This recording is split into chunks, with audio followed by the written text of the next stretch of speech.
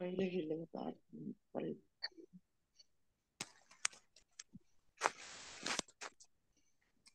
जय राधा माधव गुड़िया बिहारी गोपी जन गिरिवरधारी यशोदनन्दन व्रज जनरञ्जना यमुना तीरावनचारी यमुना तीरावनचारी जय राधा माधव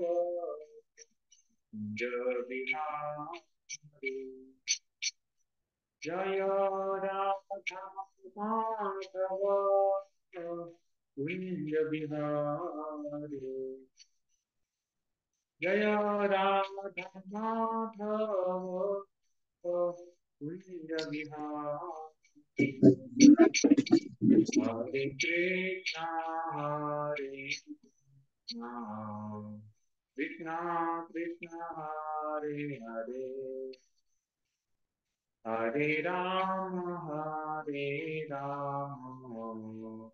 राम राम हरे हरे हरे कृष्णा कृष्णा कृष्णा हरे हरे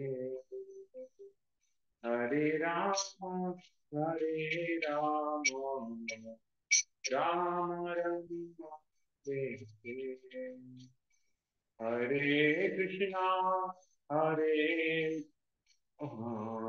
कृष्णा कृष्णा हरे हरे हरे राम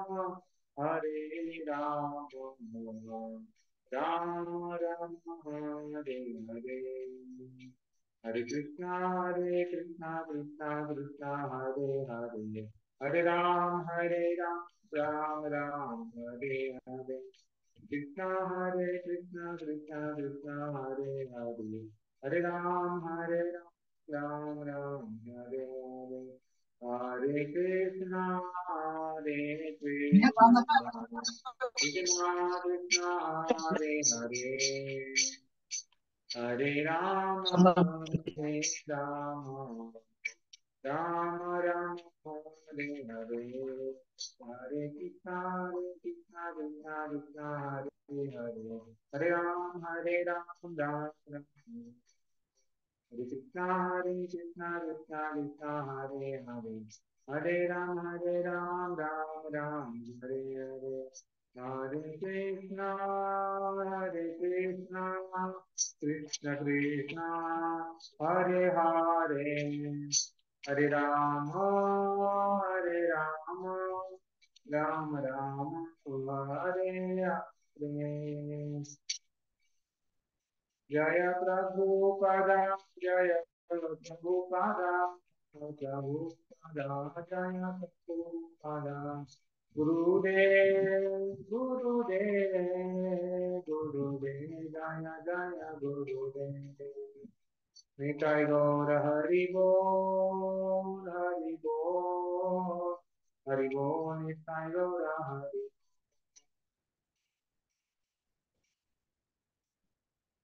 श्री हरिनाम संकीर्तन की जय श्री प्रभुपाद की जय गौर भक्त वृंद की जय निताय गौर प्रेमानंदे श्री हरि बोल।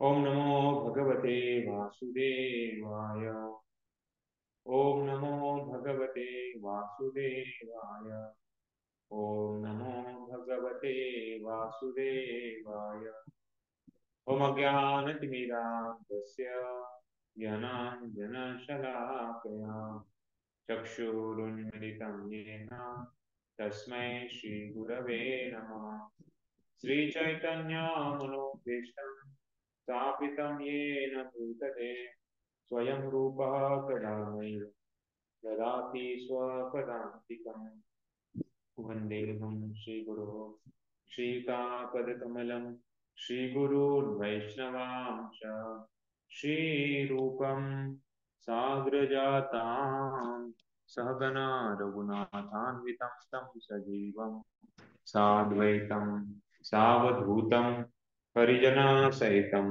कृष्णचैतन्यदेवं श्रीराधा कृष्णपादान् सहगना ललिता श्रीविशाखान्वितांश्च नमो विष्णुपादाय कृष्णप्रेष्ठाय भूतले श्रीमते भक्तिवेदान्त स्वामिनिति नामिने नमस्ते सरस्वती देवे गौरवाणी प्रचारिणे निर्विशेष शून्यवादी पाश्चात्यदेशतारिणे नमो महावदन्ताय कृष्ण प्रेम प्रदायते कृष्णाय कृष्ण चैतन्य नामिने गौरविषे नमः हे कृष्णा करुणा सिंधो दीनबंधो जगत्पते गोपेश गोपिकाकांत राधाकांत नमोस्तुते तप्त कांचन गौरांगी श्री राधे वृंदावनेश्वरी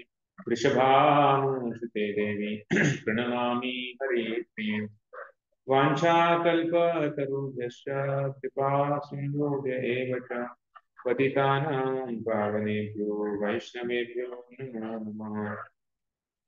जय श्री कृष्ण चैतन्य प्रभु नित्यानंद श्री अद्वैत गदाधर श्रीवासादि गौर भक्तवृंद हरे कृष्णा कृष्णा कृष्णा कृष्णा हरे हरे हरे राम राम राम हरे हरे।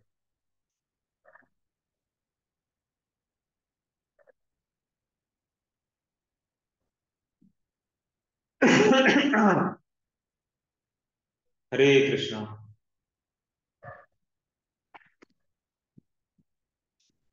हरे कृष्णा आवाज येते? येतोय प्रभू येतोय. हरे कृष्ण. हरे कृष्ण. तर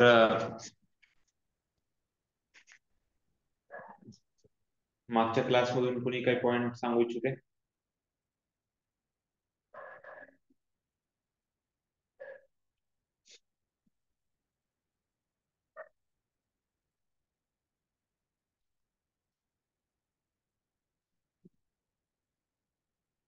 हरे कृष्णा. आता काय 2 आठवडे झाल्यामुळं गॅप पडलाय बराच. कोणी आहे लक्षात आहे कोणाचं?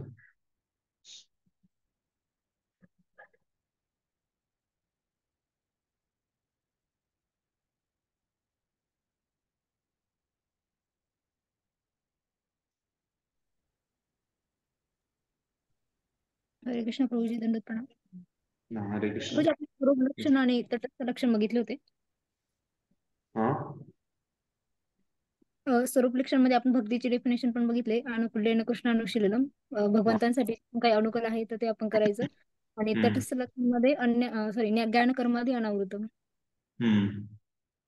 बरोबर.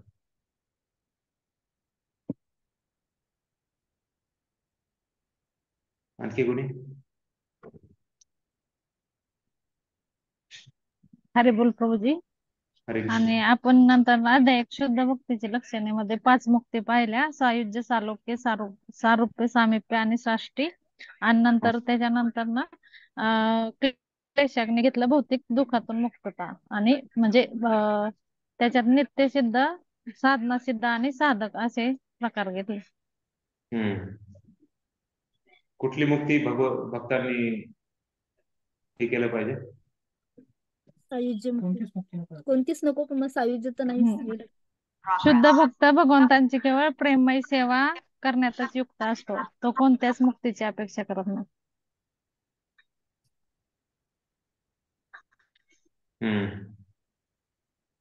बरोबर. तर भक्तांना काय पाहिजे मग? फक्त भगवंतांची सेवा. तर हे भक्ताचं लक्षण आहे. भक्तांना स्वतःहून प्रभूजी स्क्रीन शेअरिंगचा ऑप्शन. तर भक्तांना फक्त सेवा पाहिजे, फक्त शरीराने सेवा नाही झाली पाहिजे, तर उत्साह, त्याचबरोबर आपण कशा प्रकारे आपण निश्चय, उत्साह, निश्चय, धैर्य अशा प्रकारे सेवा करायची. आणि तेवढंच नाही तर आपला भावना पण महत्वाची आहे. फक्त शरीराने सेवा नाही करायची आपल्याला, तर आपल्याला एक शुद्ध भावनेनं भगवंताची सेवा करायची आहे. जसं आई, समजा कुणी जर मुलगा त्यांचा शाळेमध्ये गेला तर वापस आल्यानंतर कसं त्याला त्याचं म्हणजे सगळं शूज काढणार, त्याला आंघोळ करणार, त्याला कपडे बदलणार, त्याला सगळं म्हणजे एकदम प्रेमाने सगळं करणार. त्याचप्रमाणे भगवंताचे भक्त प्रेममय सेवेमध्ये मग्न असतात. त्यांना शुद्ध भगवंताची सेवा करायची आहे. त्यासाठी आपण बघितलं कशा प्रकारे अन्याभिलाषिता शून्य आणि ज्ञान कर्माध्ययनांच्या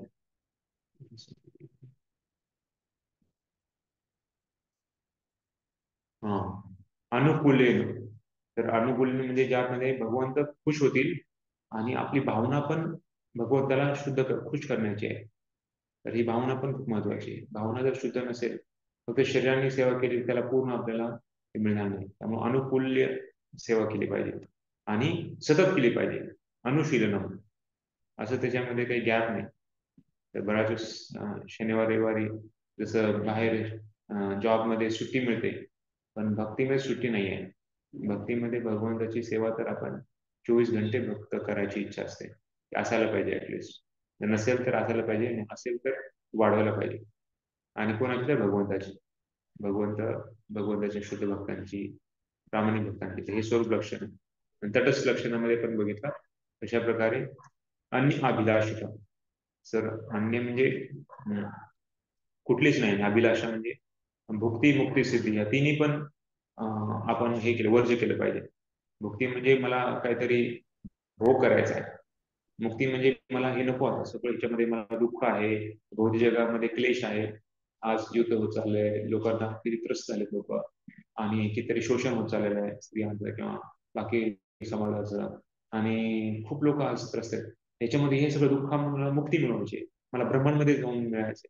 तर ही पण इच्छा नाही. आणि सिद्धी म्हणजे पाण्यावर चालणं म्हणा, किंवा लोकांना म्हणजे खूप मोठ्या काहीतरी सिद्ध बनायचंय, लोकांना आजारातून बरं करायचंय, सिद्धी. हे अजिबात ही कुठली इच्छा नाही.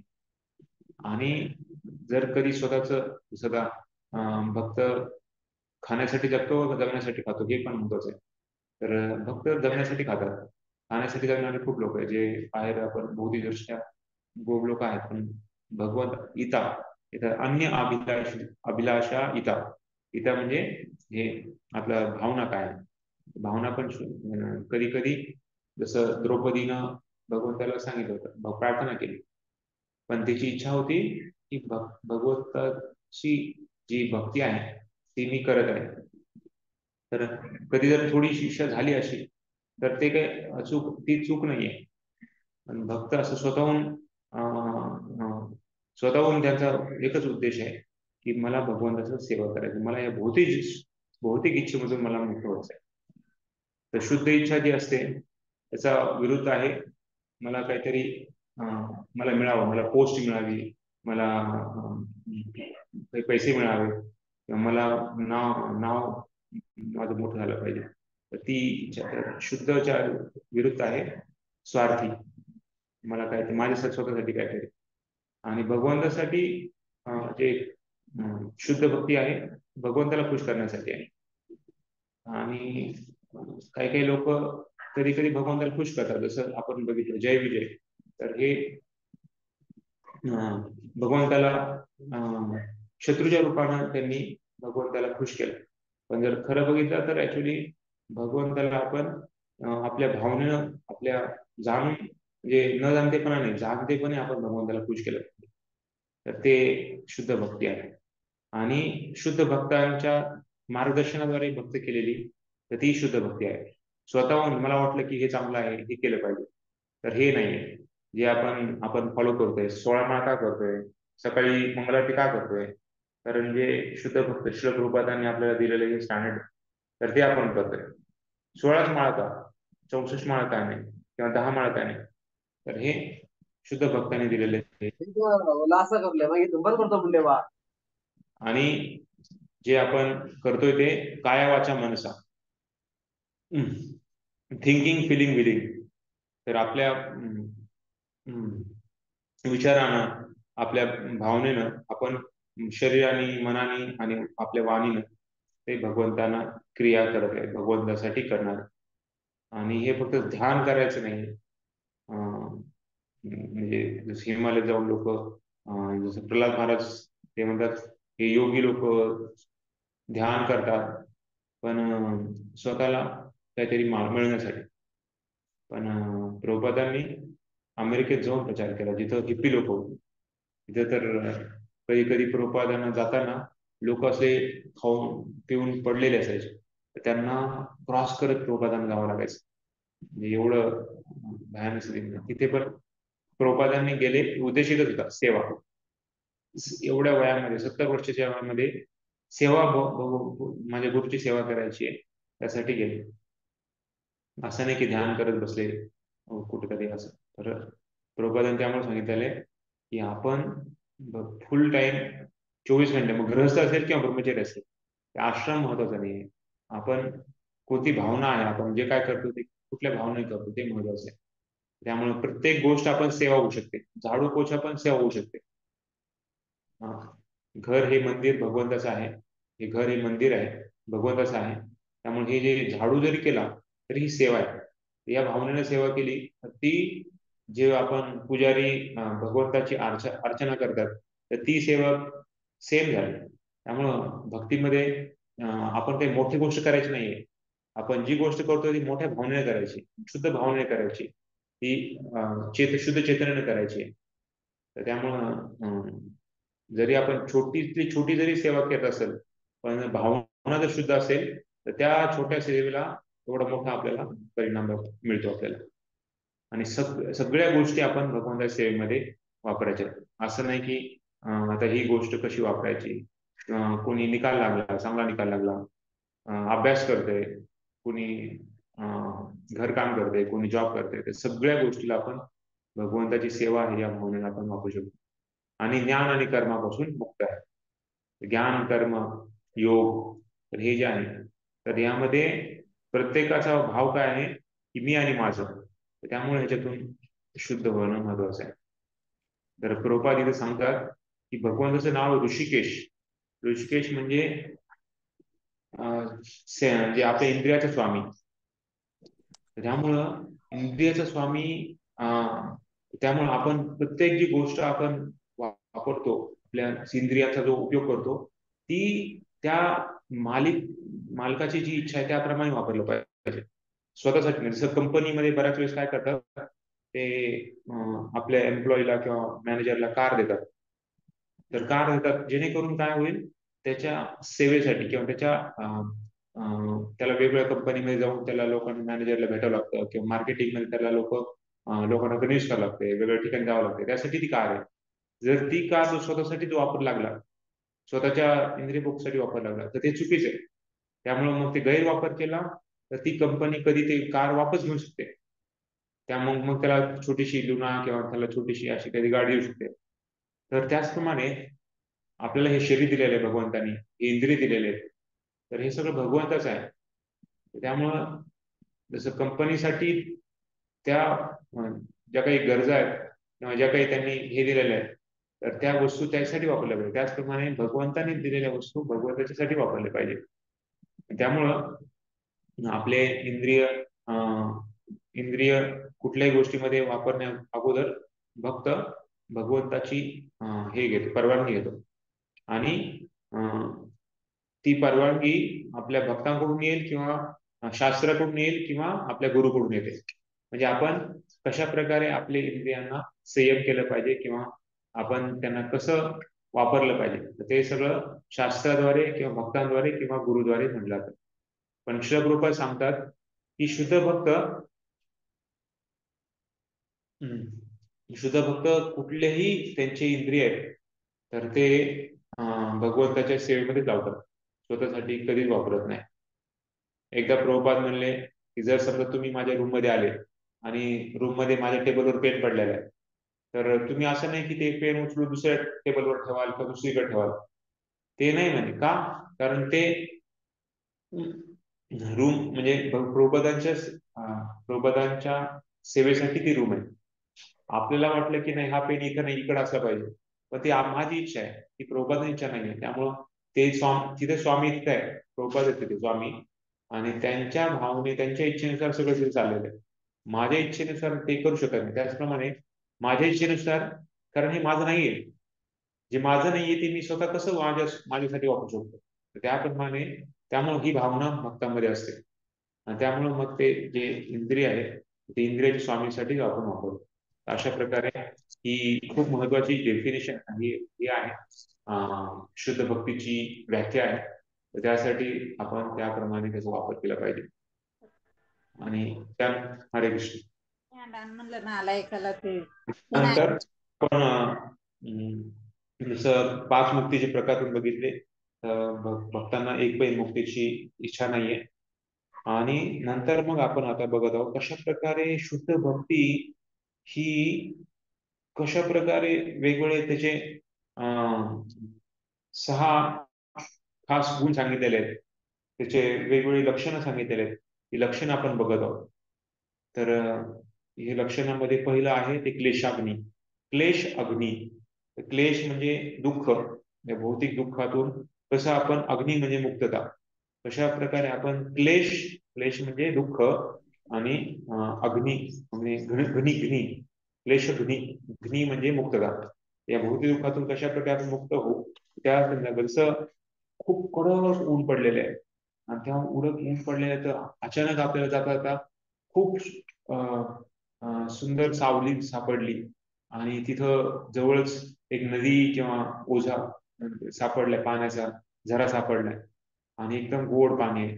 किती बरं वाटतंय, कारण एवढ्या सगळ्या तप्त उन्हातून आपल्याला एक सुंदर दोन झाडं एकत्र येऊन सावली पडलेली खाली, तर ते सावली किती आपल्याला चांगलं वाटतं, आणि पाणी पण प्यायला अशा गरज आहे. तर त्याचप्रमाणे आपण या भौतिक जगामध्ये तप्त झालेलो आहोत. त्यामुळे संसार दावा नले लोक, आणि त्राणाय कारुण्य घना घनत्व, आणि त्या ठिकाणी आपल्याला शुद्ध भक्तीचा आपल्याला लाभ झालेला आहे. तर त्याप्रमाणे त्यामुळे सांगितलेलं आहे की हे क्लेशाग्नी आहे. भौतिक जगातल्या जे भवसागर आहे, भवसागर आहेच आहे, पण या भौतिक जगामध्ये दुःखालय अशाश्वत आहे. त्यामुळे तिथे आपल्याला भौतिक शुद्ध भक्ती आपल्याला पालन करण्यासाठी मिळते. तर त्यासाठी क्लेशाग्नी सांगितलेले आहे. त्यामध्ये आपण बघत होतो कशा प्रकारे भक्ती ही किती तर कृष्ण सर्वाकर्षक आहे, पण शुद्ध भक्ती ही भगवंताला आकर्षण करते, कारण ती राधाराणी स्वरूप आहे. आता राधाष्टमी पण येत आहे, तर सांगितले कशा प्रकारे कृष्णाकर्षणी म्हणजे मदन मोहन मोहिनी सांगितलेलं. तर राधाराणीचं स्वरूप आहे भक्ती. कशा प्रकारे भक्ती ही भगवंताला आकर्षण करते. त्यामुळं भगवंतापेक्षा भक्ती खूप महत्वाची, कारण ती भगवंताची आंतरिक शक्ती आहे. तर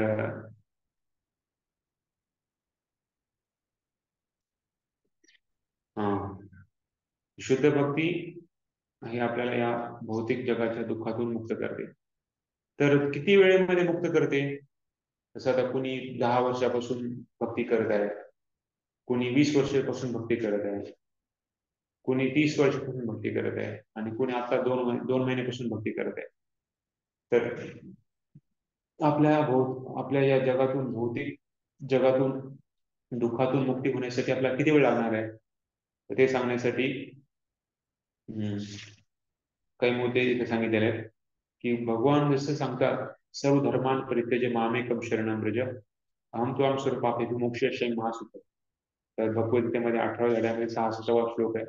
कशा प्रकारे भगवंत म्हणतात की तू मला शरण ये, तू सर्व धर्माचा त्याग कर, मला शरण ये, मी तुला या भौतिक जगातल्या दुःखातून मुक्ती करेल. त्याच्यामध्ये तू काही भीती बाळगू नकोस. तर हे भगवंताचं वचन आहे. तर जसं आपण मागच्या वेळेस बघितलं कशा प्रकारे हे नित्यसिद्ध, साधनासिद्ध आणि कशा प्रकारे साधक, तर हे 3 प्रकारचे आहेत. पण जसं नित्यसिद्ध आणि साधनासिद्ध हे दोन्ही पण, जसं एखादा करोडपती आहे, कुणी करोडपती जन्मता करोडपती असतो आणि कुणी स्वतःच्या परिश्रमाने करोडपती बनतो, पण शेवटी करोडपती ते करोडपती झाला. त्याचप्रमाणे नित्यसिद्ध म्हणजे ते जन्मताच ते सिद्ध आहेत आणि साधना सिद्ध म्हणजे साधना करत करत ते सिद्ध बनलं. तर हे दोघं पण त्या सिद्धच म्हणलं जातं. पण जे नवसिका भक्त आहेत तर ते साधक म्हटलं जातं. अशा प्रकारे 3 जे भक्तांमध्ये 3 प्रकार आहेत. पण आपण भक्ती रसायन सिंधूमध्ये आपण बघतो की भक्त हा आपल्या जीवनामध्ये सगळे जे आपल्या कर्माची फळे येणार आहेत तर ते लगेच सगळे नष्ट व्हावेत असं त्यांना वाटत नाही. उलट भक्त ते आपली जी कृष्ण भावना आहे ती खूप दृढतेनं मी पालन करेन आणि किती जरी दुःख आले, किती जरी समस्या आल्या, त्याच्यामधून पण मी पार करून भक्ती सोडणार नाही. तर ही भावना भक्तामध्ये असते. तर तर आपल्या जीवनामध्ये जे आपण केलेले आहेत मागच्या जन्मी किंवा या जन्मी, तर प्रत्येकाला आपल्याला फळ भोगावं लागणार. पण भक्तांची इच्छा ते कर्मबंधनातून मुक्त होण्याची आहे. ते कर्मफळ येतील तर तेव्हा आपण भक्तीमध्ये ढालमळ नाही पाहिजे, म्हणजे भक्ती कमी नाही आली पाहिजे. तर बऱ्याच वेळेस असं बघितलं जातं की जेव्हा भक्तांच्या जीवनामध्ये काही दुःख येतं तर पहिली गोष्ट ते काय करतात की जप कमी करतात किंवा भक्तांच्या संघातून ते दूर जातात. आणि भक्तांच्या संघातून दूर गेलं की मग हळूहळू जप पण कमी होऊन जातो. आणि जप कमी झाला की मग बघितलं जातं की कशा प्रकारे मग ते विश्वास कमी होतो आणि विश्वास कमी झाला की मग ते भक्ती सोडून देतात. तर अशा प्रकारे आपण बघतोय, म्हणजे बघितलेलं, तुम्ही पण कदाचित बघितलं असेल, आम्ही तर खूप बघितलेले असे असे उदाहरण आहेत. कशा प्रकारे जेव्हा काही जीवनामध्ये घडतं तर लगेच ते त्यांची भक्तीचा प्रश्न उद्भवतो. त्यामुळं आपण अशा भक्तांची संगत केली पाहिजे की आपण दृढता आपण वाढली पाहिजे भक्तीमध्ये. तर प्रभुपाद सांगतात भगवद्गीते भगवद्गीतेमध्ये की कशा प्रकारे जो भगवंताचा प्रतिनिधी आहे, आपले जे गुरु आहेत, तर जर आपण त्यांना शरणागत केलं, म्हणजे भगवंताला शरणागत म्हणजे काय, भगवंतांना म्हणजे भक्तांना शरणागत जाणे. खास करून जेव्हा दीक्षा असते तेव्हा आपण गुरुला आणि वैष्णवांच्या प्रती आपण शरणागत जातो आणि तेव्हा आपल्या या कर्मबंधनातून मुक्त होतो. जसं तुम्ही बघितलं असेल, केळ टाकलं जातं, केळ जे केळ असतं तर ते केळ यज्ञामध्ये टाकलं जातं. तेव्हा सांगितलं जातं की सर्व कर्मबंधनातून मुक्त झाले. तर मग खरं असं आहे का? तर आपण शरणागत झालो की लगेच त्याचं पूर्ण आपण त्याच्यातून मुक्त होते का, हा प्रश्न बऱ्याच जणांना असतो. प्रभुपाद सांगतात की कशा प्रकारे जेव्हा भक्त शरणागत होतो भगवंतांना तेव्हा भगवंत म्हणतात की मी या सर्व पाप कर्माची मी काळजी घेतो आणि ते जे पाप कर्माचे जे फळ आहे तर ते भक्ताच्या भक्ताच्या रक्षणासाठी किंवा भक्तासाठी जे काही चांगलं असेल ते देण्यासाठी ते वापरलं जातं. मग ते कधी थोडंफार असेल, कधी मोठं असेल. जसं एकदा प्रभुपाद एका देशामध्ये होते आणि तिथे एक भक्त आले. प्रभुपादांना म्हणले, प्रभुपाद, स्वामीजी माझ्या हातामध्ये अंगठा कटलाय. तर रूपात म्हणे तुझा मोठा ऍक्सिडेंट होणार होता, तुला त्याच्यातून खूप शरीर तुझं खूप हे होणार होतं, तुला एक छोटासा चाकू लागलाय भाजी कट करत असताना, तर तू भगवंताला धन्यवाद दिला पाहिजे. तर प्रभुपादांनी तसं त्यांना सांगितलं. तर त्याच्या जीवनामध्ये खूप मोठा काहीतरी अपघात घडणार होता, पण भगवंतांनी त्याला छोटासा त्यांना एक टोकन पनिशमेंट दिली, म्हणजे छोटस काहीतरी हे दिले. तर तर तत्तेनुकंपाम सुषेमिक्षमाणो हा श्लोक आहे, जो ब्रह्माजीनं 10व्या स्कंदामध्ये 14व्या अध्यायामध्ये सांगितलेला आहे की कशा प्रकारे भगवंताचे भक्त बघतात की ऍक्च्युली भगवंतानी मला एक छोटस काहीतरी परिणाम दिलेले आहे. माझ्या जीवनामध्ये मोठं काहीतरी घडायचं होतं, पण भगवंत एवढे दयाळू आहेत की त्यांनी छोटस काहीतरी मला घडवलं. तर भक्तांच्या आपण जे काही पहिले कुणी काही पाप कर्म केले असतील, ती जी मनोभावना आहे, ती पाप करण्याची मनोवृत्ती आहे, तर ती कधी कधी जात नाही लगेच. तर ते भक्तीमुळे ती जाऊ शकते, भगवंताच्या कृपेने जाऊ शकते.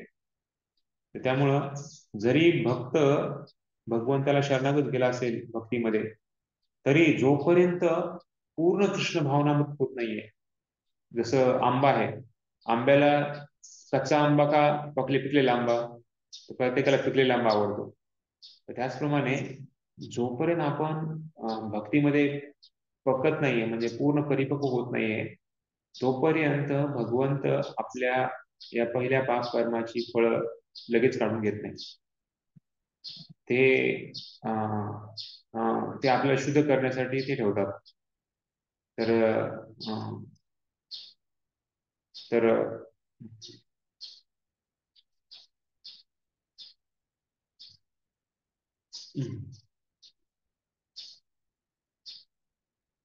त्यामुळं आपल्या जीवनामध्ये अशी काही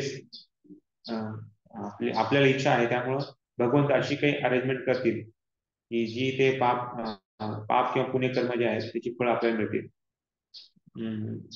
जे प्रामाणिक भक्त आहेत, तर ते त्यांच्या जीवनामध्ये दुःख येतं, तर ते असं नाही की ते कर्मामुळे येते, ऍक्च्युली ते भगवंताची एक कृपा आहे. कशा प्रकारे माझ्या भक्तांना लवकरात लवकर या भौत जगातून मुक्त करायचं आहे आणि भगवत धामात घेऊन जायचं आहे, तर हे भगवंत त्यासाठी ते बघतात. तर आपण बघितलं कशा प्रकारे आपल्याला दुःख काय आहे, तर अविद्यामुळे. तर अविद्येमुळे काय होतं, ते त्याचं एक भौतिक इच्छाचं एक बीज, कर्मबीज आपल्याला तयार केलं जातं, आणि त्यामुळे मग आपलं ते पाप आपण करतो, ती क्रिया आपण करतो, आणि त्यामुळे आपल्या जीवनामध्ये दुःख येतं.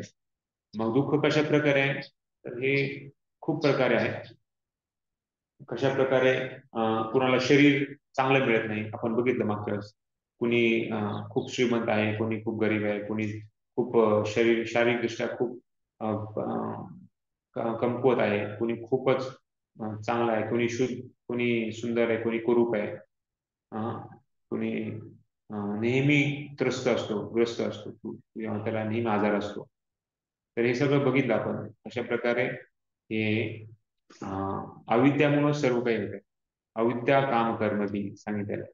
तर अविद्या ही सगळ्यात मोठा दोष आहे ऍक्च्युली, अविद्या. त्यामुळे गुरुचा पहिला आपल्याला मध्ये जीवनामध्ये खूप महत्वाचा घटक आहे.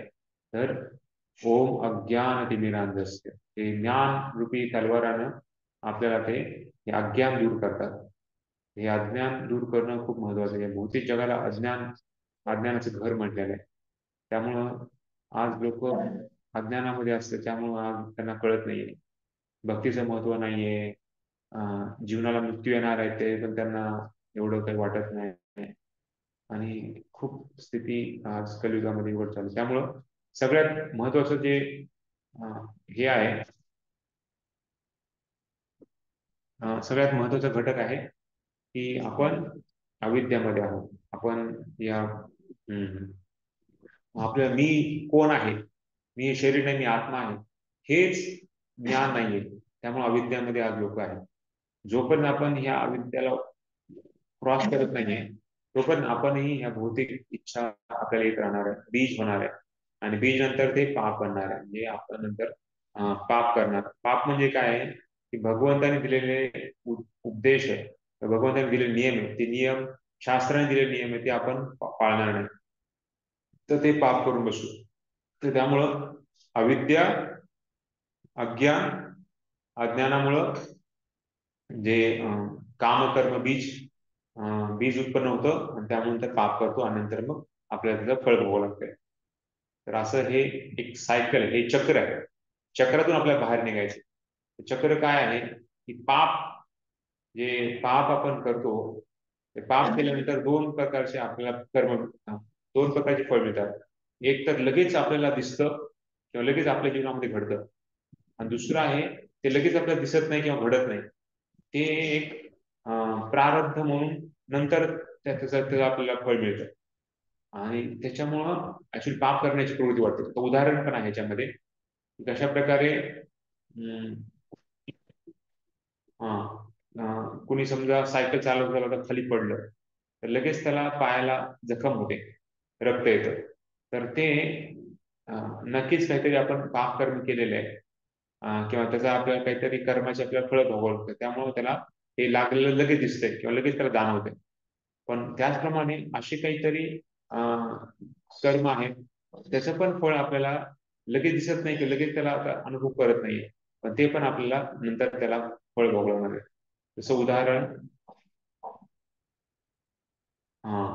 समजा एखादा चोर आहे, तर त्याला त्याला वाटतं की मी चोरी करावी की नाही, तर करावी नाही करावी असं चाललेलं असते. तर ते करण्याची इच्छा आहे, पण त्याची पूर्ण म्हणजे त्याची ती प्रवृत्ती आहे, त्याला चोरी करायची प्रवृत्ती आहे. पण एकदा तो असंच एका घरी जातो, बघतो, किंवा एखादी बँकेमध्ये बघतो, अरे इथं तर खूप चांगला पैसा आहे, इथं मी या दिवशी येऊन चोरी करणार. इच्छा झाली, त्याची प्रवृत्ती होती त्यामुळे इच्छा झाली. खायची प्रवृत्ती आहे त्यामुळे मग कधी कधी आपण लगेच ओढले जातो. बऱ्याच वेळेस लोक पोट भरलेलं असतं, पण ती प्रवृत्ती आहे, त्यामुळं कधी कधी ते स्वीट मॉड बघितलं की ते ओढले जातात, इच्छा होऊन जाते आणि ते खाऊन बसतात. तर त्याचप्रमाणे इथे पण जेव्हा प्रवृत्ती आहे, तर ते त्याला कूट म्हणलं जातं. कुटम कुटमची प्रवृत्ती आहे, आणि नंतर त्याचं ते बीज बनतं, आणि त्यानंतर बीज झाल्यानंतर ते मग तो चोरी करून जातो. पण बघतो आपण कशा प्रकारे चोरी करून चाललाय, पण मागे पोलीस पण येतोय. मग जर तो कधी कधी तो पकडला जातो, कधी कधी नाही पकडला जात. तर नाही पकडला जात म्हणजे तो अप्रारब्ध आहे, आणि पकडून त्याला बांधून घेऊन गेले म्हणजे तो प्रारब्ध आहे. अशा प्रकारे तर हे खूप सुंदर महत्व आहे, ह्याचं कळलं पाहिजे आपल्याला. कारण हे रूप गोस्वामींनी खूप महत्वपूर्ण ह्याच्यामध्ये दिलेलं आहे की आपण जे काही करतो त्याचं आपल्याला प्रत्येकाला फळ भोगावं लागणार आहे, चांगलं किंवा वाईट. त्यामुळं हम्म, तर जे काही अज्ञानामुळे किंवा अविद्या आहे, अविद्यामुळं म्हणजे जे काही अज्ञान आहे, त्या अज्ञानामुळं आपलं इच्छा, पाप करण्याची इच्छा प्रवृत्ती, त्याला बीज म्हटलं जातं. बीज नंतर ते बीजचं, जसं बी आहे, बीचं मग हळूहळू अंकुर येतं, अंकुर आल्यानंतर ते झाड येतं, झाड आलं की झाडाला ते फळं पडतात, फुलं आणि फळं येतात, आणि फळ आल्यानंतर ते फळ खाली पडल्यानंतर त्या फळाला येतं. त्याचप्रमाणे हे अविद्येचं मग ते एक अविद्यामुळं एक बी निर्माण होतं. कशा प्रकारे आपण पाप करण्याची जी इच्छा आहे ती इच्छा निर्माण होते, आणि इच्छा झाल्यानंतर ती पाप करतो व्यक्ती, आणि पाप केल्यानंतर त्याला फळ कधी येईल, तर ते आता लगेच येऊ शकतं किंवा काही दिवसानंतर. जसं कोणी स्मोकिंग इंजेक्शन, म्हणजे कोणी स्मोक करतंय, तर तर ते लगेच त्याला कॅन्सर होईल असं नाही, काही वर्षानंतर कॅन्सर होईल. पण ते त्याचा आतापासून त्यांनी ते चालू झालेली प्रक्रिया. त्याचप्रमाणे कधी त्याला लगेच दिसेल, कधी त्याला लगेच दिसणार नाही. पण अप्रारब्धचं पुन्हा कुटम, म्हणजे ती प्रवृत्ती जात नाही लगेच. त्यामुळे कुठलीही गोष्ट आपण करतो तर ते ऍक्च्युली योग्य मार्गाने केलं पाहिजे, कारण त्याचं ते आपण मनोवृत्त बनवणार आहे. आणि कधी कधी ती लगेच दिसतं, कधी कधी दिसत नाही. तर अशा प्रकारे पण सगळ्या गोष्टींचं जे मूळ आहे ते मूळ आहे अविद्या. तर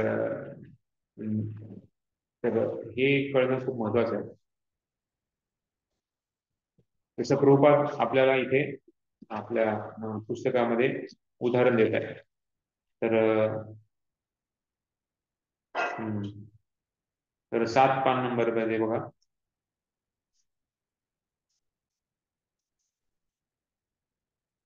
कोणी वाचू शकते का? 7 पान मध्ये पहिला वैदिक कर्मकांडे करून. हरे कृष्ण प्रभू, वाचो. हा वाचा.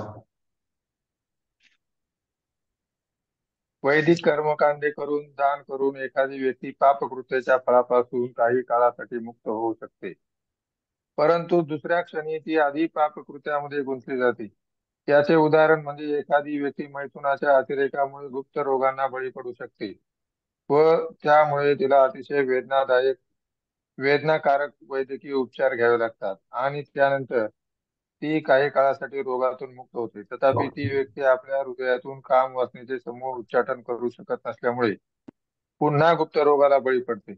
वैद्यकीय उपचार गुप्त रोगांसारख्या क्लेशांपासून काही काळापुरती मुक्तता देऊ शकतात, परंतु जोपर्यंत एखाद्या व्यक्तीला मैथून जीवनाचे घृणास्पद स्वरूप जाणून घेण्याचे प्रशिक्षण देण्यात येत नाही, तोपर्यंत तिला अशा प्रकारच्या वारंवार येणाऱ्या क्लेशापासून वाचविणे अशक्यप्राय असते. त्याचप्रमाणे वेदोक्त कर्मकांडे, दान इत्यादी गोष्टी काही काळासाठी आपल्याला पापी जीवनापासून वाचवू शकतात, पण जोपर्यंत आपले हृदय शुद्ध होत नाही तोपर्यंत आपल्याला तीच पापकृत्ये वारंवार करावी लागतात. श्रीमद भागवतात हत्तीचे. हरे कृष्ण प्रभू, वाचू पुढचं. बस. तर ह्याच्यामध्ये प्रभुपाद सांगत आहे कशा प्रकारे जे व्यक्ती आहे मैथून करायची इच्छा आहे तर ते कूट झालेलं आहे, आणि ती अशी एक परिस्थिती येते किंवा अशी गोष्ट घडते, तर तेव्हा त्या प्रवृत्तीला चालना मिळते आणि ती करायची इच्छा प्रबळ होते.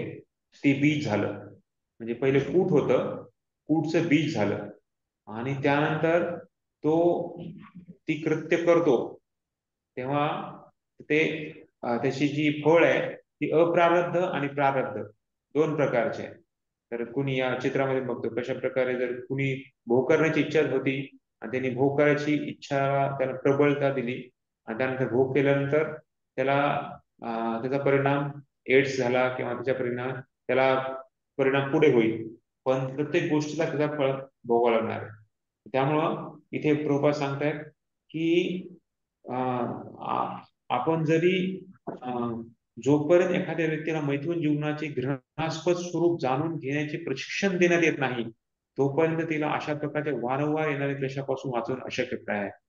त्यामुळे प्रभुपाद म्हणायचे की आपण इस्कॉन जे आहे एक ट्रेनिंग इन्स्टिट्यूट आपण काढलेलं आहे. जसं आता आपण इथे पण जे प्रभुपादाने दिलेले ग्रंथ आपण इन्स्टिट्यूट प्रमाणे ट्रेनिंग घेत आहे, शिकत आहेत, आणि हे गुरुकुल प्रमाणे ट्रेनिंगच आहे. आपण आपल्या संस्था ज्या ट्रेनिंगसाठी इन्स्टिट्यूट म्हणून सांगितलेलं एज्युकेशन, एनयूसीसी म्हणजे एज्युकेशन पण त्याच्यामध्ये महत्वाचा घटक आहे. तर त्यामुळं हे ट्रेनिंग खास करून लोकांना प्रशिक्षण देणं खूप महत्वाचं आहे. आज हे लोकांना माहीत नाही आहे, त्यामुळे लोकांना आपण डोळे उघडून दिले पाहिजे. त्यांना आपण सांगितलं पाहिजे की आज आपण याच्यामध्ये आपण स्वतःला गुरफटत जास्त आपण गुंतागुंत करत आहोत, आपण त्यामध्ये गुंतून चाललेलो आहे. त्यामुळे आपण त्याला सोडलं पाहिजे. आणि किती जरी कर्मकांड केलं, दान दिलं, दानशूर व्यक्ती होता कोण खूप प्रसिद्ध आहे, राजा हरिश्चंद्र. हरिश्चंद्र. पण एक आणखी महाभारतामध्ये पण एक कर्णाचं उदाहरण सांगितलेलं आहे. कशा दानशूर व्यक्ती आहे, पण जेव्हा स्वतःचा भोग करण्याची इच्छा झाली, स्वतःच्या इच्छेसाठी किंवा स्वतःच्या जीवनामध्ये काही घडायचं असतं तेव्हा त्यांनी सगळं सोडून दिलं. आपण मागच्या वेळेस उदाहरण बघितलंय का राजाचं, कशा प्रकारे तो राजा खूप दानवी होता, पण थोडीशी चूक झाली, ते एकाची गाय दुसरीकडे गेली आणि त्या गायीसाठी त्याला स्वतःला एक हे बनावं लागलं, सडा बनावं लागला. तर अशा प्रकारे तर भौतिक जगामध्ये या बाकीच्या गोष्टी ज्या आहेत ना, त्या किती जरी आपण चांगल्या करायचं म्हटलं ना, तर ते होऊ शकत नाही. आणि त्याच्यातून थोडीशी जरी चूक झाली तर ते धचा म सारखं आपल्याला याच्यामधून त्याचा परिणाम व्हावा लागतो. तर त्यासाठी सोप्यात सोपा उपाय म्हणजे भक्ती सांगितलेला आहे. तर प्रभुपाद इथे सांगतात कशा प्रकारे हे या चक्राला, या पाप कर्म चक्राला कसं आपण बंद करायचं. तर जेव्हा जे पाप करण्याची जी इच्छा होते ना, तेव्हा त्याला आपण टॉलरेट केलं पाहिजे. म्हणजे त्याला आपण मात्रा स्पर्शास्तु कोणते मात्रा स्पर्शास्तु कौंतेय शीतोष्ण सुख दुःखदा आगमा अपायन सताम तितिक्षस्व भारत. तितिक्ष म्हणजे आपण त्याला संयम केलं पाहिजे. भौतिक जे पाप करण्याची जी इच्छा आहे त्याला आपण संयम केलं पाहिजे. कारण आपल्याला हे मी केल्यानं काय बरं होईल आणि हे न करता काय बरं होईल याचा सारासार विचार करून आपण ती गोष्ट करायची किंवा नाही करायला पाहिजे. त्यासाठी आपण जेव्हा पाप करण्याची इच्छा किंवा प्रबळ असते तेव्हा आपण त्याला संयम केला पाहिजे. आणि ज्या इच्छेला लगेच आपण पूर्ती करायची इच्छा नाही केली पाहिजे. त्यासाठी आपण हे कसं आपल्याला दृढता येईल, आपण नित्यनियमानं भागवताचं श्रवण, गुरुकडून श्रवण केलं पाहिजे, भक्तांसह केलं पाहिजे, तरच हे होऊ शकतं. नाहीतर या भौतिक जगामध्ये एवढं मायाचा प्रभाव आहे, त्याच्यामध्ये आपण नाही करू शकत. जसंही आपण झाड बघतोय, ते झाडाला वरच्या वर कापून टाकलं, पण जर आतमध्ये जे ते मुळं राहिले तर ते झाड पुन्हा येणार आहे. तर त्याचप्रमाणे कर्म, ज्ञान आणि योग हे जे आहे ना, हे आपल्या या भौतिक बंधनातून आपण मुक्त होऊ शकतो. पण त्याच्यामध्ये जी पाप करण्याची जी इच्छा आहे ती इच्छा पूर्ण ते काढू शकत नाहीये. त्यामुळे कर्म, ज्ञान आणि योग हे तिन्ही पण जे पद्धती आहेत त्या जरी पाप कर्मातून आपल्याला मुक्त दिल्या, पण तरी जी इच्छा आहे पाप करण्याची, सहित आपण आता बघितलं कशा प्रकारे कामभोग करण्याची इच्छा आहे, तर ती इच्छा फक्त भक्तीच आपल्याला त्यातून सोडू शकते. तर त्यामुळं बाकी गोष्टीतून आपल्याला तर इथं उदाहरण पण दिलेलं आहे कशा प्रकारे जो कुणी आपण पहिल्या ह्याच्यामध्ये बघितलं होतं की इथे रूप गोस्वामी सांगतायत कुणी वेगवेगळ्या परिस्थितीतून आला होता, पण कशा प्रकारे त्यांनी जेव्हा भौतिक कल्मशातून मुक्त होण्यासाठी त्यांनी भक्ती केली तर त्याचे जे भौतिक कल्मशातून त्याची मुक्तता झालेली आहे. ते उदाहरण देण्यासाठी इथं श्री रूप गोस्वामी लिहितात की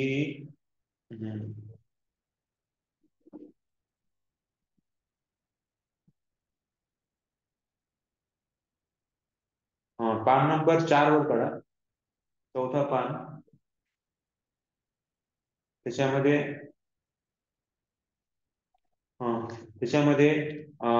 ज्यावेळी मनुष्यास एखादा असाध्य रोग जडलेला असतो, असाध्य रोग जसं आपण उदाहरण आहे वसुदेव लेपर, जो वसुदेव असतो त्याला असाध्य रोग म्हणजे पूर्ण अंग त्याचं ह्यानी भरलं होतं, पोडी भरलं होतं. तर तेव्हा त्याच्या म्हणजे त्याला लोक जसं त्या बहिष्कृत करतात तसं लोकांनी त्याला बहिष्कृत केलं होतं. पण भगवंताने त्याला कृपा दिली, त्याचं शरीर पूर्ण स्वच्छ झालं, एकदम सुंदर झालं. आणि तेव्हा त्यांनी प्रार्थना केली, भगवंता मला तुम्ही असं शरीर दिलेलं आहे की मला खूप गर्व होईल की अरे मी एवढा पापी व्यक्ती होतो, मी एवढा न शिवणारा व्यक्ती होतो आणि आज मला एक सुंदर नवनवीन असं शरीर मिळालंय. चैतन्य महाप्रभू म्हणे तू असा विचार करू नकोस, तू नामस्मरण करत राहा म्हणे, नामस्मरण करत राहा आणि भक्ती करत राहा, तुला कधी गर्व चढणार नाही. तर वसुदेवचं उदाहरण दिलं जातं. नंतर दुसरं उदाहरण आहे कशा गुंतागुंतीचे खटले ज्याच्यावर लादलेले गेले आहेत. तर गुंतागुंतीचे खटले लाटले गेले. तर गोपीनाथ पटनायकचं पण एक उदाहरण आहे. गोपीनाथ पटनायक तर त्यांनी चांगावर त्यांना चढवणार होते. एक गोपीनाथ पटनायकचं उदाहरण आपल्याला चैतन्य चरितामृतमध्ये बघितलं. वासुदेवलेपर आहे, त्याचं पण उदाहरण चैतन्य चरितामृतमध्ये बघायला मिळतं. तर त्यांच्यावर चांगा म्हणजे वरून एक असं तलवार घुसणार होती त्यांना मारण्यासाठी. तर तेव्हा पण त्यांना भगवंताच्या कृपेने त्यांना वाचला गेला तो. त्याचप्रमाणे त्याचा जन्म नीच आणि भ्रष्ट कुटुंबात होतो. तर नीच आणि भ्रष्ट कुटुंबात जसं आपण बघतो श्रील प्रभुपादांनी कशा प्रकारे जे पाश्चात्य देशाचे जे त्यांचे भक्त होते, हिप्पीज लोक त्यांना म्हणलं जातं, हिप्पीज एकदम तुच्छ घराण्यातले लोक, त्यांच्याकडे पैसा खूप आहे, सगळं खूप आहे, पण त्यांना सगळ्यांनी सोडून दिलेले. त्या लोकांना प्रभुपादांनी म्हणले की हे एक खूप महान व्यक्ती आहेत, त्यांना त्यांनी भक्त बनवलं. तर अशा प्रकारे आणि त्याच्यानंतर सांगितले कशा प्रकारे अत्यंत अशिक्षित जसं आपल्याला माहिती आहे दक्षिण भारताचा जो ब्राह्मण आहे तर त्याला गीता कशी सुलटी पकडायची आणि कशी उलटी पकडायची ते पण माहित नव्हतं. पण फक्त गुरुने आदेश दिला होता की तू रोज गीता वाच, त्यामुळे त्यांनी गीता वाचली आणि त्याला भगवंतानी कृपा दिली चैतन्य महाप्रभू. आणि कुरूपचं उदाहरण माहिती आपल्याला. कुब्जा कशा प्रकारे त्या ठिकाणी कशा प्रकारे वापरी खेचली हे होती, पण कृष्णाने त्यांना सुंदर रूप दिलं. तर हे सगळं प्रारब्ध जे त्यांचं कर्म होतं, तर त्यांचं सर्व कर्मफळ नष्ट झालं भक्तीमुळं आणि त्यांना भगवंतांनी सुंदर गती दिली. तर ऑफकोर्स प्रारब्ध आणि अप्रारब्ध हे दोन्ही पण महत्वाचे आहे. अप्रारब्ध म्हणजे जे आपल्याला लगेच समजत नाही किंवा लगेच दिसत नाहीये आणि त्यांनी काही गुन्हा केला असेल आता, पण त्याचं लगेच त्याला फळ मिळेल किंवा त्याच्यानंतर काही महिन्यानंतर काही वर्षांनंतर मिळेल, पण त्याचं फळ त्याला भोगावं लागणार आहे. आता लगेच नाही मिळते म्हणजे ते प्रारब्ध झालं, अप्रारब्ध झालं. लगेच मिळते ते प्रारब्ध झालं असं. तर प्रभुपाद सांगतात जेव्हा कोणी भक्तीमध्ये कृष्ण भावनेमध्ये असेल आणि कृष्ण भावनेमध्ये नक्कीच त्यांचे सर्व पाप कर्म फळाची मुक्तता होणार आहे. त्याच्यामुळे सांगितलेलं आहे की या सगळ्या भौतिक जे गोष्टीतून मुक्त व्हायचे असेल आपल्याला भक्ती केली पाहिजे. आणि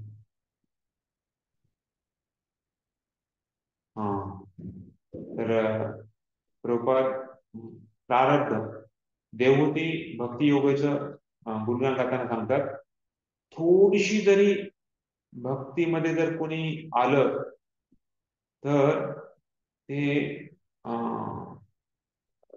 म्हणजे आपला जो नीच धर्म असेल, नीच नीच कुळामध्ये जन्मला असेल किंवा कुठल्याही ह्याच्यातून ते मुक्त होऊ शकतात. जो चांडाळ असेल, चांडाळ भक्त बनला असेल तर तो एक अभक्त ब्राह्मणापेक्षा खूप श्रेष्ठ आहे. म्हणजे ब्राह्मण आहे पण तो अभक्त आहे, त्याच्यापेक्षा जो चांडाळ आहे पण तो भक्त बनलाय तर तो खूप महान आहे. तर अशा प्रकारे तो सांगतात. तर एक शेवट सांगितल्यानंतर आपण पुस्तकामध्ये बनवणार आहे. तर जे भौतिक जगामध्ये जे दोष आहेत ते खूप आपल्याला दिसत नाही लगेच, पण त्याचा खूप परिणाम आपल्याला भोगावा लागतो.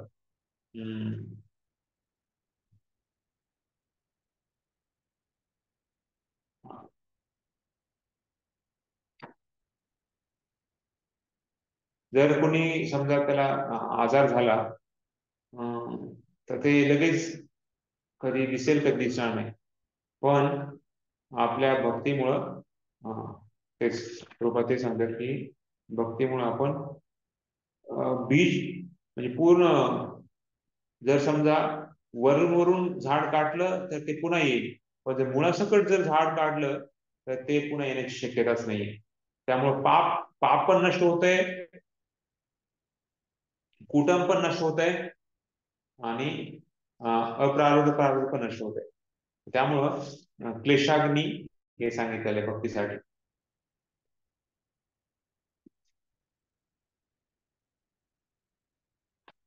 हरे कृष्ण. तर मागच्या वेळेस आपण कुठपर्यंत आठवते कोणाला? मला वाटतं आपण एक शेवटच्या 7 नंबर आपण शेवटच्या ह्याच्यामध्ये होतो. 8 वर प्रभूजी कृष्ण भावना शुभदायी आहे तिथून घ्यायचंय, आणि त्याच्या अगोदरचं वाचन झालं होतं आपलं 2 पॅराग्राफ. राहिलं होतं वाचन राहिलं होतं. कृष्ण प्रभूजी. हरे कृष्ण. प्रभूजी कुटुंब एकदा परत एक्सप्लेन करा. कुटुंब आपण इथे हे दोन जे शेवटचे 2 पॅराग्राफ इथे वाचून त्याच्यानंतर मी सांगतो पुन्हा एकदा. कुणीतरी वाचावं, माताजीकडे कुणी वाचा. श्रीमद भागवतात तिचे एक उदाहरण दिले आहे. मी वाचू प्रभूजी? श्रीमद भागवतात हत्तीचेही एक उदाहरण दिलेले आहे. हत्ती एखाद्या सरोवरात उतरून व्यवस्थितपणे स्नान करतो व आपले शरीर पूर्णपणे स्वच्छ करतो. त्यानंतर काठावर येताच तो तेथील धूळ घेऊन तिने आपले शरीर माखून घेतो. त्याचप्रमाणे कृष्ण भावनेचे प्रशिक्षण न मिळालेला मनुष्य पाप करण्याच्या इच्छेपासून पूर्णपणे मुक्त होऊ शकत नाही. तसेच योग साधनात तात्विक तर्कवाद किंवा कर्मकांडीय कर्मे इत्यादी साधनेही त्याला पाप वासनेच्या बीजापासून मुक्त करू शकत नाहीत. केवळ भक्तिमय सेवेत रत झाल्यावरच ही गोष्ट साध्य होऊ शकते. पुढचा वाचू. या संदर्भात श्रीमद भागवतात 4.22.39 आणखी एक प्रमाण प्रस्तुत करण्यात आले आहे. यामध्ये सनत कुमार असे म्हणतात, हे राजन, मनुष्याचा मिथ्या अहंकार अतिशय बलशाली असतो आणि तो त्याला जणू दोरखंडाने जखडून टाकावे याप्रमाणे या भौतिक जगामध्ये बांधून ठेवतो. केवळ भगवत भक्तच कृष्ण भावनेच्या बळावर हा शक्तिशाली दोरखंड अगदी सहजपणे कापून काढू शकतो. तथापि कृष्ण भावनेचा आश्रय न घेता श्रेष्ठ योगी अथवा कुशल कर्मकांडी होण्याचा प्रयत्न करणारे लोक भक्तांसारखी आध्यात्मिक प्रगती करू शकत नाहीत. म्हणून कृष्ण भावना भावित कार्य करणे हे प्रत्येक मनुष्याचे आद्य कर्तव्य आहे. कारण अशा कर्तव्याचरणाद्वारेच तो मिथ्या अहंकार रूपी दृढ ग्रंथी छेदू शकतो तथा विषयी कार्यापासून मुक्त होऊ शकतो. मिथ्या अहंकाराच्या ग्रंथीचे मूळ कारण म्हणजे अज्ञान. जोपर्यंत मनुष्य आपल्या स्वरूपाविषयी अज्ञानात असतो तोपर्यंत त्याचे आचरण चुकीचे असते आणि त्यामुळे तो भौतिक प्रदूषणामध्ये गुंतत जातो. कृष्ण भावनेचा अंगीकार केल्यावर ही वास्तविक ज्ञानाची उणीव भरून काढता येते. त्याचे प्रमाण पद्म पुराणात खालील प्रमाणे दिलेले आहे. कृष्ण भावनेत केलेली शुद्ध भक्तिमय सेवा म्हणजे पूर्ण ज्ञान होय. या ज्ञानाची तुलना धगधगत्या वणव्याशी केली जाते, ज्यामध्ये वासना रूपी अशुभ सर्पांना जाळून मारले जाते. या उदाहरणाचे तात्पर्य असे आहे की ज्यावेळी अरण्यामध्ये मोठा वणवा भडकतो त्यावेळी तो आपोआपच अरण्यातील सर्व सर्पांना मारून टाकतो. अरण्यातील भूमीवर अनेक सर्प असतात आणि ज्यावेळी तेथे वणवा भडकतो त्यावेळी तो वाळलेले गवतही जाळून टाकतो आणि त्याचबरोबर त्या सर्पांवरही आक्रमण करतो. चतुष्पाद पशु वणव्यापासून दूर पळून जाऊ शकतात अथवा निदान पळण्याचा प्रयत्न तरी करू शकतात, परंतु सर्प मात्र त्वरित मारले जातात. त्याचप्रमाणे कृष्ण भावनेचा धगधगता अग्नी इतका प्रखर असतो की त्यामुळे अविद्यारूपी सर्पाचा त्वरित मृत्यू होतो. हरे कृष्ण प्रभूजी. हरे कृष्ण.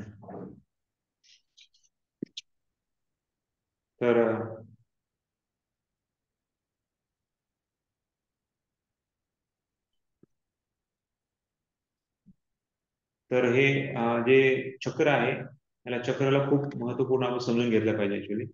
कारण हे चक्र खूप महत्वाचं आहे आपल्याला आपल्या जीवनामध्ये रोजच्या स्थितीला आपल्याला कसं आपण वागलं पाहिजे हे समजण्यासाठी.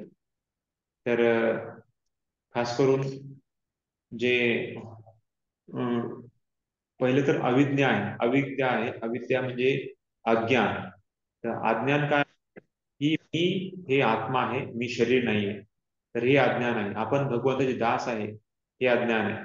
तर ते अज्ञानामुळे मग बाकी आपण जसं जसं सेवकाला मी काही आहे ही भावना नसते. सेवकाला वाटतं की मी तुच्छ आहे, मी काहीच नाहीये, ही भावना आहे. किंवा मी एक आत्मा आहे. आत्मा जर मी असेल तर मी भौतिक जगामध्ये कसं राहायचं, आत्म्याच्या रूपात राहायचं.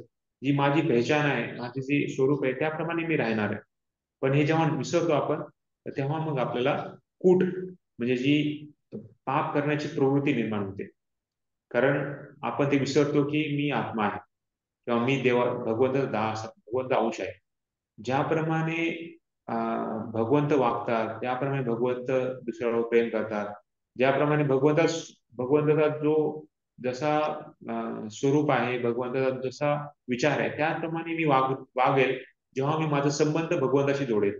जो संबंध विसरतो मग अज्ञान होतं, आणि अज्ञानामुळे अविद्या होते, आणि अविद्यामुळे मग आपण पाप करतो. मग ते पाप करण्याची प्रवृत्ती पण होते, आणि मग ते प्रवृत्तीला जास्त हवा मिळाली की मग ते इच्छा प्रगट होऊन जाते. प्रवृत्ती असते आणि पाप करण्याच्या प्रवृत्तीला मग ती पाप करण्याची इच्छा एक बीज बनतं, इच्छा बनते, आणि मग ती इच्छेला प्रकट रूप येतं. आपण ती ती क्रिया करून बसतो, आणि ती क्रिया केल्यामुळं मग नंतर आपल्याला त्याचं फळ लगेच मिळेल, किंवा काही जन्मानंतर मिळेल, किंवा काही दिवसानंतर मिळेल.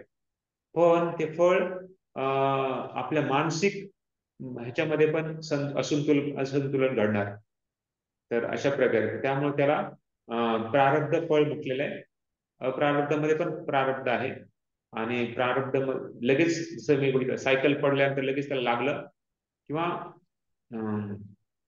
ते आपण बँक चोरी घेतल्यानंतर बँक चोरी करायची इच्छा आहे, त्यामुळे त्यांनी एकदा ठरवलं की मी हे करणार. मग ते इच्छा प्रगट झाली, आणि ती इच्छा केल्यानंतर त्यांनी चोरी पण केली. पण कधी तो पकडला गेला ते लगेच प्रारब्ध झालं. प्रारब्ध म्हणजे घडून लगेच दिसायला मिळते. अप्रारब्ध म्हणजे नाही, त्यांनी चोरी केली पण त्याला पकडलं गेलं नाही, पण पोलीस त्याला पकडण्याच्या ह्याच्या बेतामध्ये आहेत. आज न उद्या त्याला पकडतील. ते अप्रारब्ध आहे, ते प्रारब्ध घडणार आहे नंतर असं. आणि त्याला खूप भीती असते, कधी पण मला पकडलं जाईल. मग ते पण एक प्रारब्ध आहे, जे त्याला मानसिक असंतुलन आहे. अशी ही चक्र आहे. या चक्रातून आपल्याला मुक्तता व्हायची आहे. ते त्यामुळे समूळ जर नष्ट करायचं असेल तर भक्ती सांगितलेली आहे.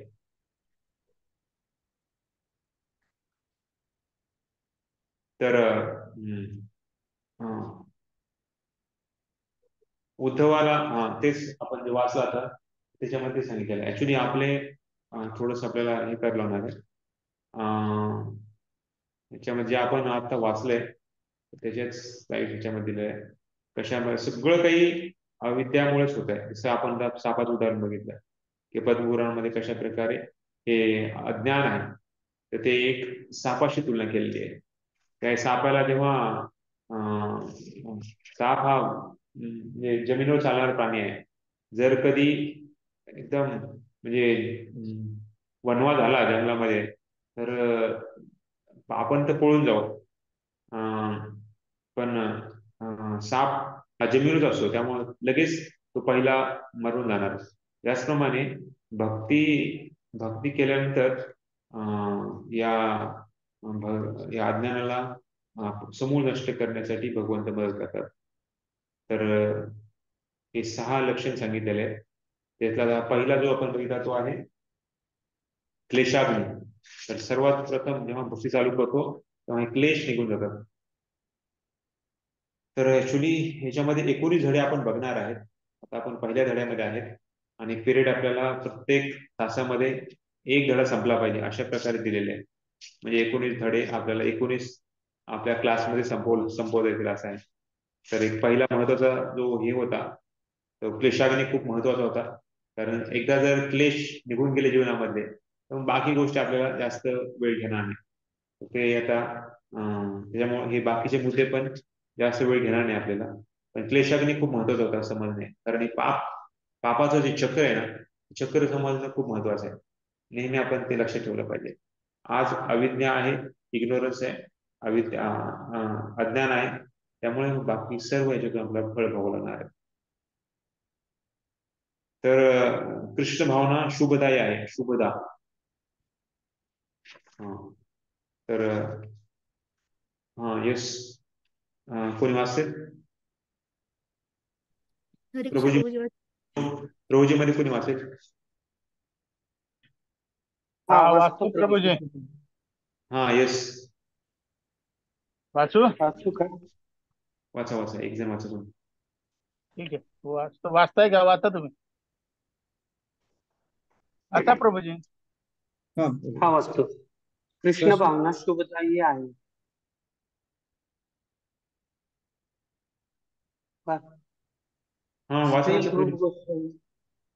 श्री रूप गोस्वामींनी शुभ या लक्षणाची या ठिकाणी व्याख्या दिलेली आहे. वास्तविक शुभ म्हणजे जगातील सर्वच लोकांच्या हितासाठी केलेली कल्याणकारी कार्य. आज आपण पाहतो की अनेक लोक समाजाच्या किंवा देशाच्या कल्याणकारी कार्यात रत आहेत. संपूर्ण जगातील लोकांना सहाय्य करण्यासाठी संयुक्त राष्ट्र संघासारखी एक जागतिक संघटनाही स्थापन करण्याचे प्रयत्न सद्यस्थितीत होत आहेत. परंतु राष्ट्रीय स्तरावरील कार्यांच्या अंतर्भूत मर्यादेमुळे संपूर्ण जगातील लोकांच्या कल्याणाकरिता चालविलेला हा कार्यक्रम व्यवहार्य असू शकत नाही. कृष्ण भावनामृत आंदोलन मात्र इतके चांगले आहे की ते संपूर्ण मानव समाजाच्या कल्याणाकरिता कार्य करू शकते.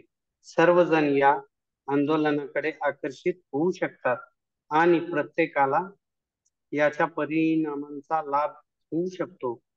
म्हणून रूप गोस्वामी आणि इतर विद्वान यांचे असे एक मत आहे की कृष्ण भावनेचा प्रचार करण्यासाठी एक अतिशय विस्तृत प्रचाराचा कार्यक्रम राबविला गेला पाहिजे आणि हा कार्यक्रम हीच सर्वोच्च मानव सेवा होय. कृष्ण भावनामृत आंदोलन संपूर्ण जगाचे लक्ष कसे आकर्षित करू शकेल आणि प्रत्येक मनुष्य कृष्ण भावनेमध्ये कसा काय आनंद प्राप्त करू शकेल याचे पद्मपुराणात एक उदाहरण दिलेले आहे. तिथे असे म्हटले आहे, जो मनुष्य पूर्णपणे कृष्ण भावना भावित होऊन भक्तिमय सेवा करीत असतो तो संपूर्ण जगाची सर्वोत्तम सेवा करीत असतो आणि सर्वांना आनंद देत असतो. हे आपण जाणून घेतले पाहिजे. मानव समाजाबरोबरच तो अगदी वृक्ष आणि पशूंनाही आनंद प्रदान करीत असतो, कारण या आंदोलनामुळे इतर निम्न योनी देखील आकर्षित होत असतात. याचे एक प्रात्यक्षिक भगवान श्री चैतन्य महाप्रभूंनी झारखंडातील अरण्यातून प्रवास करताना आपल्याला दाखविले. झारखंड हा मध्य भारतातील एक दाट अरण्याचा प्रदेश आहे आणि या अरण्यातून चैतन्य महाप्रभू संकीर्तन आंदोलनाचा प्रचार करण्यासाठी जात होते. त्यावेळी तेथील वाघ, हत्ती, हरिण आणि इतर वन्य पशु त्यांच्या कीर्तनात सहभागी झाले आणि आपापल्या परीने नृत्य व गायन करीत हरे कृष्ण महामंत्राचे कीर्तन करू लागले. हरिबोल. तर धन्यवाद प्रभू. तर कशा प्रकारे चैतन्य कृष्ण भावनामृत ही कशी सर्वांना शुभदायी आहे. तर शुभ म्हणजे हित, सर्वांचे हितकारी आहे. तर एक श्लोक आहे, त्याच्यामध्ये सांगितलेलं या स्लाइड मध्ये दाखवलंय की सर्व जगता प्रीणानाम. तर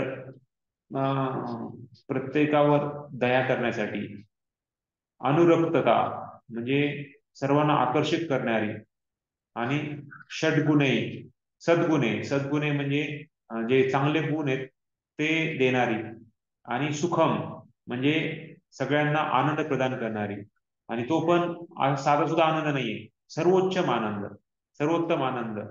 तर अशा प्रकारे ही शुभता आहे, म्हणजे ही भक्ती आहे. भक्ती कशा प्रकारे शुभ आहे? 4 प्रकारे आहे. एक तर सगळ्यांवर दया करणारी आहे,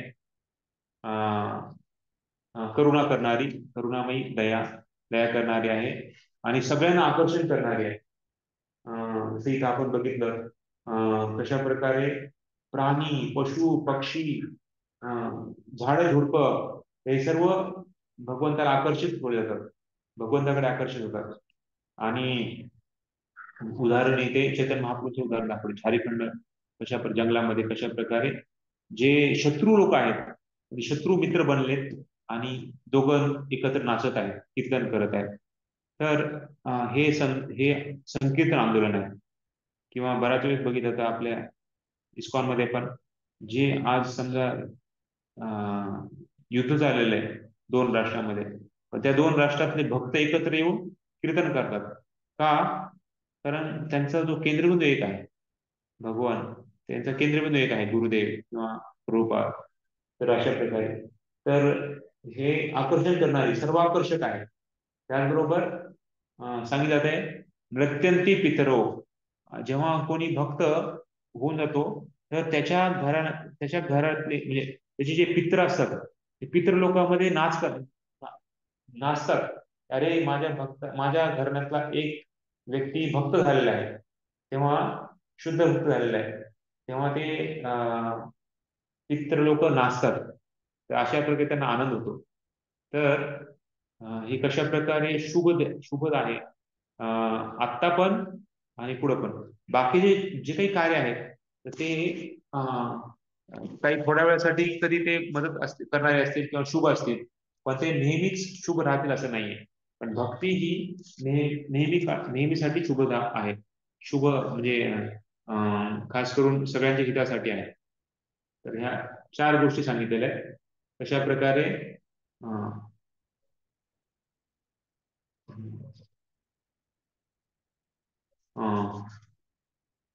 हे फोटो पण त्याच्यावर दाखवले कशा प्रकारे चैतन्य महाप्रभू नृत्य करत आहेत. मागे हत्ती पण नृत्य करत आहेत पाय उचलत. आणि समोर बघतोय आपण कशा प्रकारे माकड, हरिण आणि सगळेजण दिसते का? तर कशा प्रकारे चैतन्य महाप्रभू जेव्हा नृत्य करत होते तेव्हा सगळे प्राणी, पशु, पक्षी पण त्यांच्याकडे आकर्षित झाले आणि नृत्य करत होते. अशा प्रकारे ही सर्वाकर्षक भक्ती आहे. आणि प्रत्येक प्राणी मात्रावर, जीवांवर करुणा करणारी, दया करणारी आणि सर्वांना आकर्षण करणारी आहे.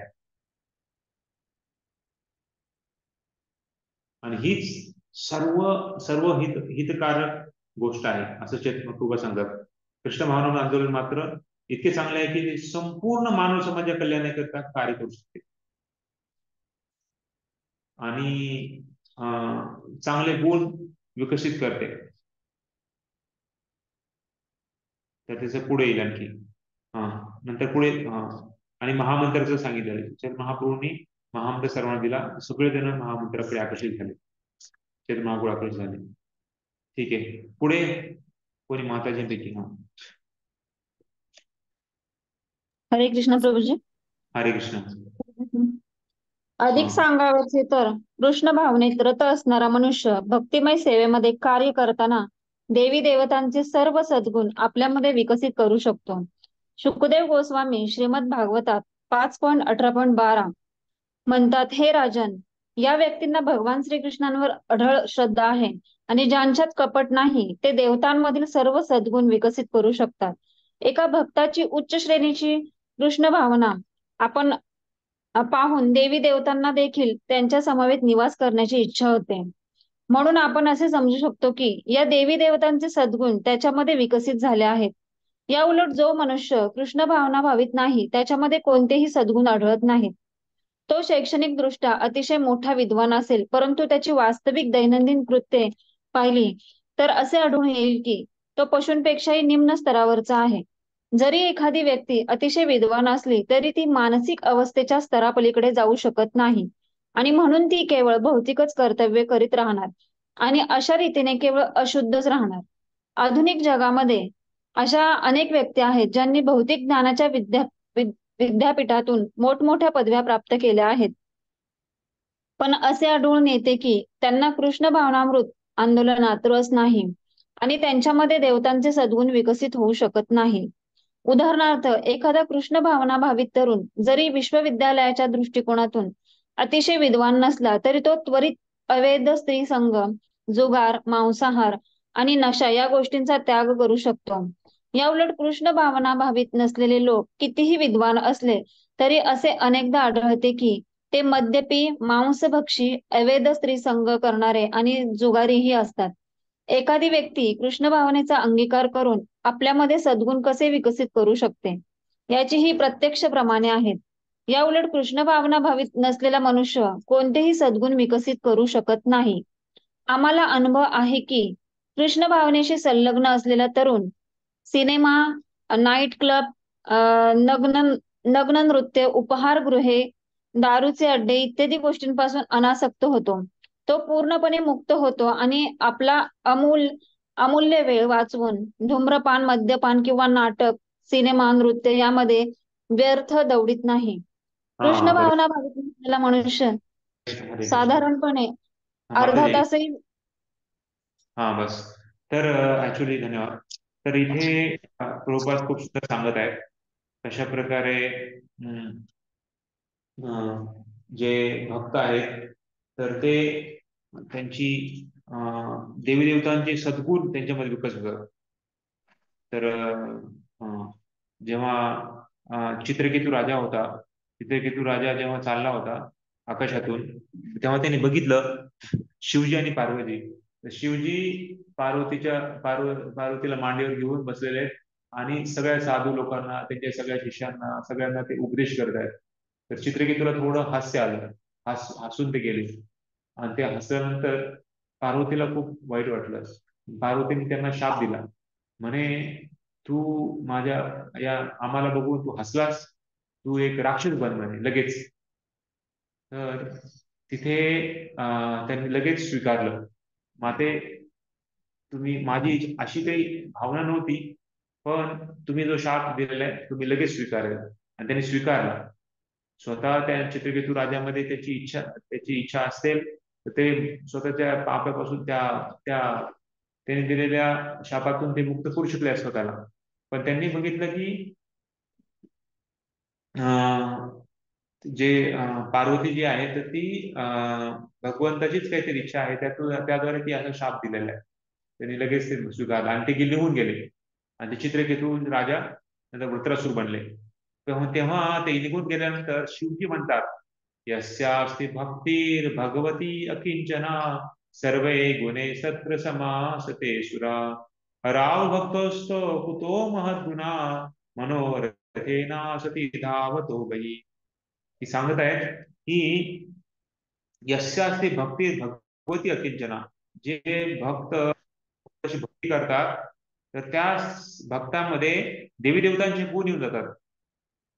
सर्व गुणेश समासते असुरा समाते सुरा हराव भक्त सुकुतो म्हणा. पण जो भक्त नाहीये तर त्यामध्ये जरी काही गुण थोडेफार दिसत असले पण ते लगेच निघून जाणार. मनोरथीना सती धावतो मी. आणि ते फक्त मनाच्या खेळाने ते धावले असतात, मनाच्या खेळाने धावतात. ते मन जसं म्हणतं तसं ते करतात, मनाच्या अधीन होऊन जातात ते लोक, जे भक्त नाहीत ते. पण भक्त आहेत तर त्यांच्यामध्ये मात्र देवी देवतांचे गुण पकडवतात असं सांगितलं. त्यामुळे बघा म्हणजे हे कशा प्रकारे तुम्ही शाप दिला आणि लगेच त्यांनी स्वीकारला. तर असे हे भक्त आहेत. इथे एक देवी देवतांचं गुण कसं प्रकट होतो भक्तामध्ये सांगितलेलं आहे. जसं नरदेव आहे आणि देवदेवता पण त्यांच्यासोबत त्यांची संग करण्याची अभिलाषा करतात. तर त्यामुळं त्यांचे जे देवदेवतांचे गुण भक्तामध्ये प्रकट होतात. तर जेव्हा सनातन गोस्वामी राहत होते वृंदावनमध्ये, तर तेव्हा चक्लेश्वर महादेव तिथे राहत होते. तर तिथे खूप डास व्हायचे. तर ते डास होत होते, त्यामुळं त्यांनी सोडून जायचं त्यांनी विचार केला. तर तिथे चक्लेश्वर महादेव आले आणि चक्लेश्वर महादेव म्हणे की तुम्ही इथून जाऊ नका म्हणे, कारण ते तिथे त्यांचा संग करत होते सनातन गोस्वामींचा. तर दुसऱ्या दिवशीपासून ते म्हणले मी डासांच्या देवताला सांगतो उद्यापासून कधी तिथे मच्छर राहणार नाही. तिथे डास निघून गेले. तर ते म्हणते मला तुमचा संघ मिळेल. तर देवी देवता पण भक्तांचा संघ घेण्यासाठी आतुर असतात. तर हे खूप महत्वाचं. आता अपोज कलियुगामध्ये बघतो आपण, म्हणजे आपल्यामध्ये पात्रता नाहीये, पण पहिल्या वेळेस लोक देवदेवतांना बघू पण शकत होते कशा प्रकारे देवदेवता येत आहेत म्हणून. तर आपल्या कलियुगामध्ये एवढी पात्रता आपल्यामध्ये नाहीये, आपण एवढी शुद्ध नाहीये, आणि त्यांना पण इथे याची इच्छा वाटत नाही, कारण कलियुगामध्ये लोक एवढे स्वार्थी आणि भ्रष्ट होत आहेत. त्यामुळं तसा त्यांना याचा पण विचार इच्छा होत नाही. पण सांगितलं की भक्तामध्ये मात्र देवदेवतांचे सद्गुण विकसित होत जातात. आणि या उलट आधुनिक जगामध्ये आपण बघतो कशा प्रकारे लोक खूप विद्वान आहेत. प्रभुपाद म्हणायचे, काय विद्वान आहेत म्हणे तुम्ही, तुमचे लोक एवढं वाईट सवयीमध्ये, वाईट विचारामध्ये त्यांना, म्हणजे जसं इथं सांगितलंय कशा प्रकारे नशा, जुगार, मांसाहार, स्त्रीसंग अशा गोष्टींचा लोक त्यांना हे पार्टी म्हणजे काय, एखादी कंपनीमध्ये पार्टी म्हणा किंवा बाकी जगामध्ये पार्टी लोक करतात. तर मग कोणी तो राजनैतिक असेल, कुणी तो मंत्री असेल, कुणी अधिकारी असेल, ते त्यांना ह्याच्यापेक्षा दुसरं काही असं नाही वाटत. कुठेतरी चांगलं साईट सीइंगला जायचं आणि तिथे हेच कृत्य करतात. मद्यपान, मांस भक्षण, अवैध स्त्री संग आणि जुगार. तर अशा प्रकारे आज समाजामध्ये झालेलं आहे. हे करणं म्हणजे खूप मोठी महानता वाटते लोकांना, ह्याच्यामध्ये खूप आनंद आहे आणि समाधान आहे असं लोकांना वाटतं. तर प्रभुपाद म्हणायचे की तुमचं जर एवढं मोठं शिक्षण जर लोकांना हे छोट्याशा गोष्टीतून सोडत नसेल आणि लोक 100 मजली इमारतीवर जाऊन आत्महत्या करत असतील, तर काय त्या शिक्षणाचं महत्व आहे म्हणे. आणि इथं कुणी शिकलेला अशिक्षित व्यक्ती असेल, पण तो जर या कृष्ण भावनामृतचा पालन करत असेल, त्याच्यामध्ये सद्गुण त्याच्यामध्ये विकसित होतात.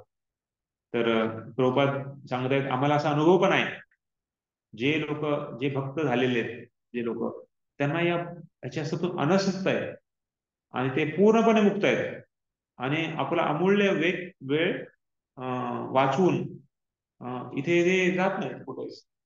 तर असं प्रभुपाद सांगत आहे. अशा प्रकारे सर्व सद्गुण विकसित होतात आपल्या भक्तांमध्ये भक्तीद्वारे, असं प्रभुपाद सांगत आहे.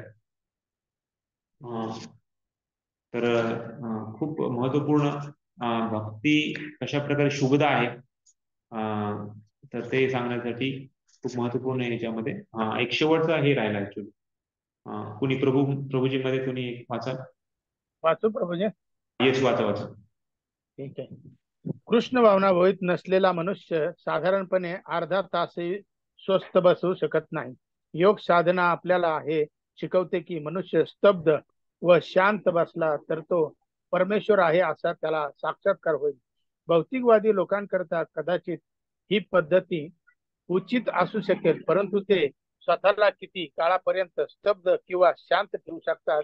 कृत्रिमपणे ते शांत बसून आपले तथाकथित ध्यान करीत असतील, परंतु त्यांची योग साधना समाप्त झाल्यावर ते अवैध स्त्रीसंग, जुगार, मांस भक्षण आणि इतर अनेक निरर्थक गोष्टी करू लागतात. तथापि कृष्ण भावना होईत व्यक्ती हळूहळू स्वतः उच्च अवस्थेपर्यंत प्रगती करू शकतो आणि तिला हे करण्यासाठी असे तथाकथित मौन ध्यान करण्याची काहीच आवश्यकता नसते.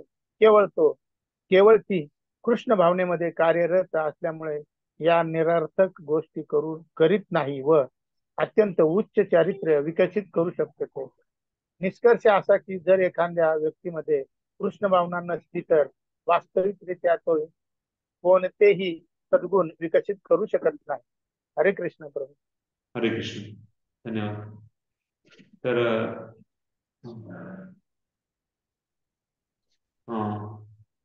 तर कृष्ण भाव नसेल तर लोकांना म्हणजे काय करायचं, कसं आपण राहायला पाहिजे, काय आपली जीवनशैली असली पाहिजे, त्याच्याबद्दल काही म्हणजे जास्त हेच नाहीये, माहितीच नाहीये.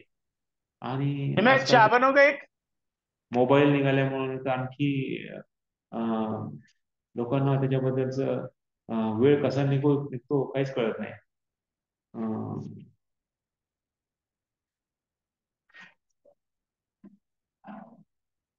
तर इथे कृपा सांगताय की कोलावच्या श्रीधर. अच्छा, शुभदाचं. तर कशा प्रकारे आपण कृष्ण भावनामृत जो नाहीये तर तो अर्धा तास पण स्वस्त बसू शकत नाही.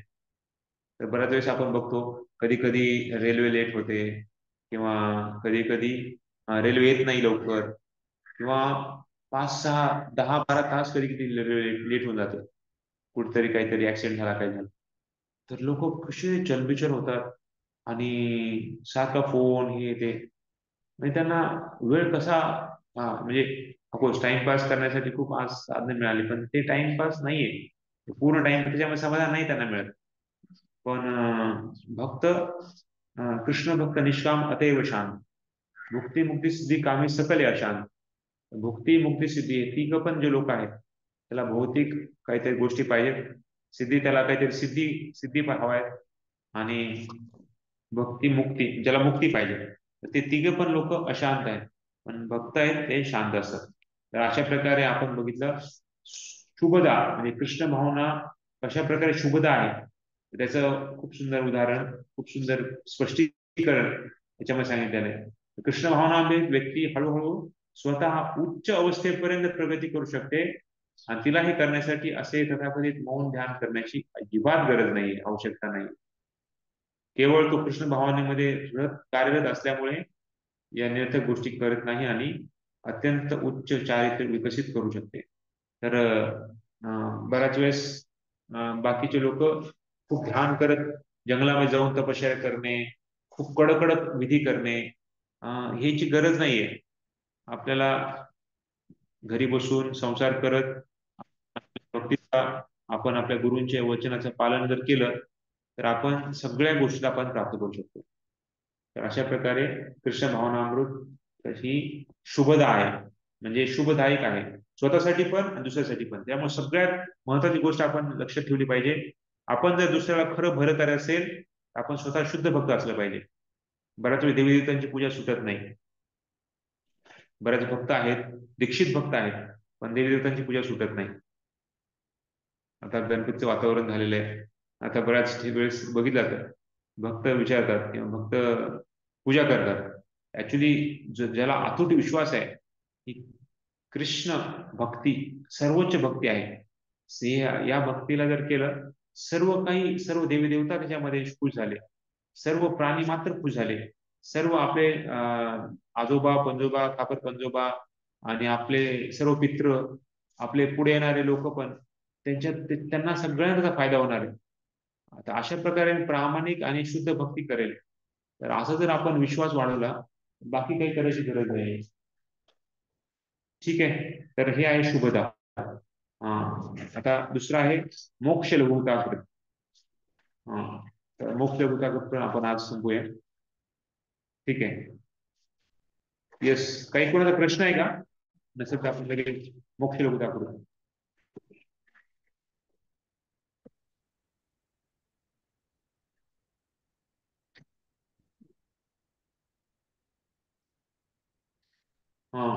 यश तू कोण वाचतंय? वाचू का? हरे कृष्ण.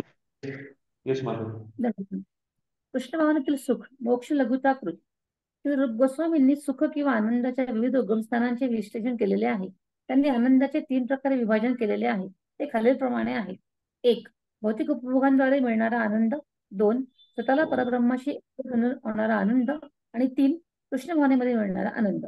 तंत्रशास्त्रामध्ये भगवान शिव आपली पत्नी सती हिला अशा प्रकारे उपदेश करतात.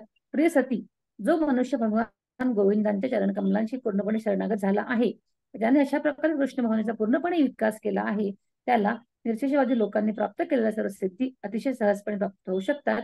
आणि याही पलीकडे सांगावयाचे तर तो शुद्ध भक्तांना मिळणारा आनंद उपभोगू शकतो. शुद्ध भक्तीद्वारे मिळणारा आनंद सर्वोच्च आहे, कारण तो शाश्वत असतो. भौतिक सिद्धींपासून मिळणारा किंवा स्वतःला ब्रह्मरूप समजण्याचा आनंद त्याहून निकृष्ट असतो, कारण तो अनित्य असतो.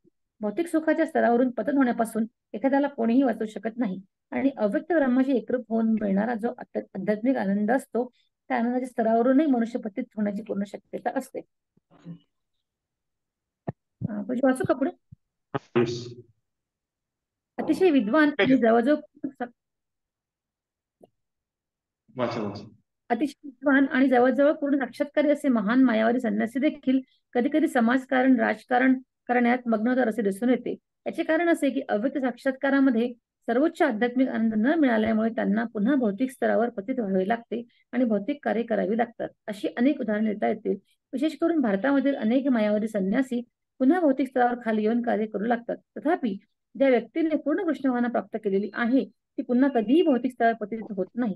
एखादे भौतिक कार्य किती आकर्षक असले तरी भक्त सदैव जाणतो कोणतीही भौतिक स्तरावरील कल्याणकारी योजना कृष्ण भावनेतील दिव्य कार्याची बरोबरी करू शकत नाही. यशस्वी योगी 8 प्रकारची सिद्धी प्राप्त करू शकतात. अनिमा सिद्धी म्हणजे अशा प्रकारची सिद्धी ज्याद्वारे एक व्यक्ती अत्यंत सूक्ष्म होऊन दगडामध्ये प्रवेश करू शकते. आधुनिक विज्ञानाच्या प्रगतीने देखील आपण दगडामध्ये प्रवेश करू शकतो. वैज्ञानिक प्रगतीमुळे अनेक भुयारी मार्ग किंवा डोंगरातून बोगदे केले जातात. अशा प्रकारची दगडामध्ये प्रवेश करण्याची अनिमा सिद्धी भौतिक विज्ञानाने आधीच प्राप्त केली आहे. अशा प्रकारे सर्व योगसिद्धी म्हणजे निरनिराळ्या भौतिक कलाच आहेत. उदाहरणार्थ एका विशिष्ट योगसिद्धीने एखाद्यामध्ये इतकी शक्ती येईल की तो हलका होऊन हवा किंवा पाण्यात रंगू शकेल. ही सिद्धी देखील आधुनिक वैज्ञानिक साध्य करून दाखवलेली आहे. ते उडत आहेत, ते पाण्यात रंगत आहेत आणि पाण्याखालूनही प्रवास करीत आहेत. हरे कृष्ण. हरे कृष्ण. आणखी एक प्रवचन कोणी वाचेल? हरे कृष्ण. हरे कृष्ण प्रभुजी. हरे कृष्ण. या सर्व वाचा योगसिद्धींची प्रभुजी. हरे कृष्ण. या सर्व योगसिद्धीची भौतिक प्रगतीशी तुलना केल्यास आपल्याला असे आढळून येईल की भौतिकवादी वैज्ञानिक देखील याच सिद्धीच्या मागे लागले आहेत. म्हणून असे म्हणता येईल की वास्तविकपणे योगसिद्धी आणि भौतिक प्रगती यामध्ये काहीच अंतर नाही. एका जर्मन वैज्ञानिकाने एकदा असे म्हटले होते की या तथाकथित योगसिद्धी आधुनिक शास्त्रज्ञांनी आधीच प्राप्त केल्या आहेत व त्यामुळे त्याला त्यांच्यात रुची नव्हती. म्हणूनच आपल्या बुद्धीचा उपयोग करून तो भारतात गेला आणि त्या ठिकाणी त्याने भक्तियोग किंवा भक्तिमय सेवा करून भगवंतांशी असणारा आपला नित्य संबंध जाणून घेण्याचा प्रयत्न केला. अर्थात योगसिद्धी विषयी सांगायचे तर अशा अनेक योग प्रक्रिया आहेत ज्या अद्यापि भौतिक शास्त्रज्ञांना विकसित करता आलेल्या नाहीत. उदाहरणार्थ सिद्धयोगी केवळ सूर्यकिरणाच्या सहाय्याने सूर्यग्रहावर जाऊ शकतो. या सिद्धीला लघिमा सिद्धी असे म्हणतात. त्याचप्रमाणे एखादा योगी चंद्राला आपल्या बोटांनी स्पर्श करू शकतो. जरी आधुनिक शास्त्रज्ञ अंतराळ यानाच्या सहाय्याने चंद्रावर जाऊ शकले तरी त्यांच्या मार्गात अनेक अडथळे असतात. या उलट योगसिद्धी प्राप्त झालेला मनुष्य केवळ आपला हात पुढे करून चंद्राला आपल्या बोटांनी स्पर्श करू शकतो. त्याला प्राप्ती सिद्धी असे म्हणतात. या प्राप्ती सिद्धीच्या सहाय्याने सिद्धयोगी आपल्या हाताने केवळ चंद्राला स्पर्श करू शकतो असे नव्हे तर आपला हात कोटपर्यंतही नेऊन आपल्याला आवडेल ती कोणतीही वस्तू मिळवू शकतो. तो एखाद्या ठिकाणापासून हजारो मैल जरी दूर असला आणि त्याला जर एखाद्या विशिष्ट उद्यानातील विशिष्ट फळ घ्यावेसे वाटले तर तो ते फळही प्राप्त करू शकतो. आधुनिक शास्त्रज्ञांनी आण्विक अस्त्रे निर्माण केली आहेत आणि त्यांच्या साह्याने ते या पृथ्वी ग्रहावरील एखादा अगदी लहान भाग नष्ट करू शकतात. परंतु इशिता नावाच्या सिद्धीने एखादा योगी केवळ आपल्या मनाच्या इच्छेनुसार एक संपूर्ण ग्रह सुद्धा निर्माण अथवा नष्ट करू शकतो. वशिता नावाची आणखी एक सिद्धी असून या सिद्धीच्या द्वारे योगी कोणालाही आपल्या नियंत्रणात आणू शकतो. ही एक प्रकारची संमोहन कला आहे आणि या कलेच्या प्रभावाचा प्रतिकार करणे जवळजवळ अशक्यच आहे. कधी कधी असे आढळून येते की वशिता या सिद्धीमध्ये थोडीफार प्रगती केलेला योगी समाजामध्ये येतो आणि लोकांमध्ये मिसळून अनेक प्रकारची निरर्थक बडबड करून लोकांच्या मनावर नियंत्रण करतो, त्यांना लुबाडतो आणि नंतर निघून जातो. आणखी एक प्रकारची योगसिद्धी म्हणजे प्राकम्य. प्राकम्य सिद्धीच्या साहाय्याने योगी स्वतःला हवी ती वस्तू प्राप्त करू शकतो. उदाहरणार्थ योगी आपल्या डोळ्यामध्ये पाणी घालू शकतो आणि तेच पाणी पुन्हा डोळ्याबाहेर काढू शकतो. केवळ आपल्या इच्छेने तो अशा प्रकारचे अद्भुत चमत्कार करू शकतो. योगसिद्धींची परमोच्च अवस्था म्हणजे कामावसायिता सिद्धी. ही देखील जादूच आहे. परंतु योगी पुरुष प्राकम्य सिद्धीच्या साहाय्याने निसर्ग नियमात बसणारी अद्भुत कार्य करू शकतो. तर कामा वसायता सिद्धीच्या साहाय्याने तो निसर्ग नियमांचे उल्लंघन करून अशक्य प्राय असे चमत्कार करू शकतो. अर्थात अशा प्रकारच्या भौतिक योग सिद्धींच्या साहाय्याने योगाला प्रचंड प्रमाणात तात्पुरता आनंद मिळू शकतो. ज्या लोकांचे डोळे मूर्खपणामुळे आधुनिक भौतिक प्रगतीच्या जगमटाने दिपले आहेत, त्यांचा असा ग्रह होतो की कृष्ण भावनामृत आंदोलन हे अल्पबुद्धी लोकांकरता आहे. मी माझ्या भौतिक सुखामध्ये अत्यंत व्यस्त आहे. माझे घर आहे, माझे कुटुंब आहे आणि माझे काम जीवन आहे. असा विचार करणाऱ्या लोकांना हे माहीत नसते की आपल्या भौतिक स्थितीतून आपल्याला एका क्षणात लाथ मारून बाहेर काढले जाऊ शकते.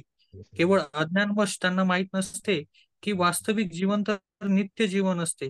जीवनातील तत्कालिक सुखाची साधने संग्रहित करणे हा काही जीवनाचा उद्देश नव्हे. केवळ घोर अज्ञान अंधकारामुळेच लोक भौतिक सुखाच्या देदीप्यमान प्रगतीच्या झगमगटाकडे आकर्षित होतात.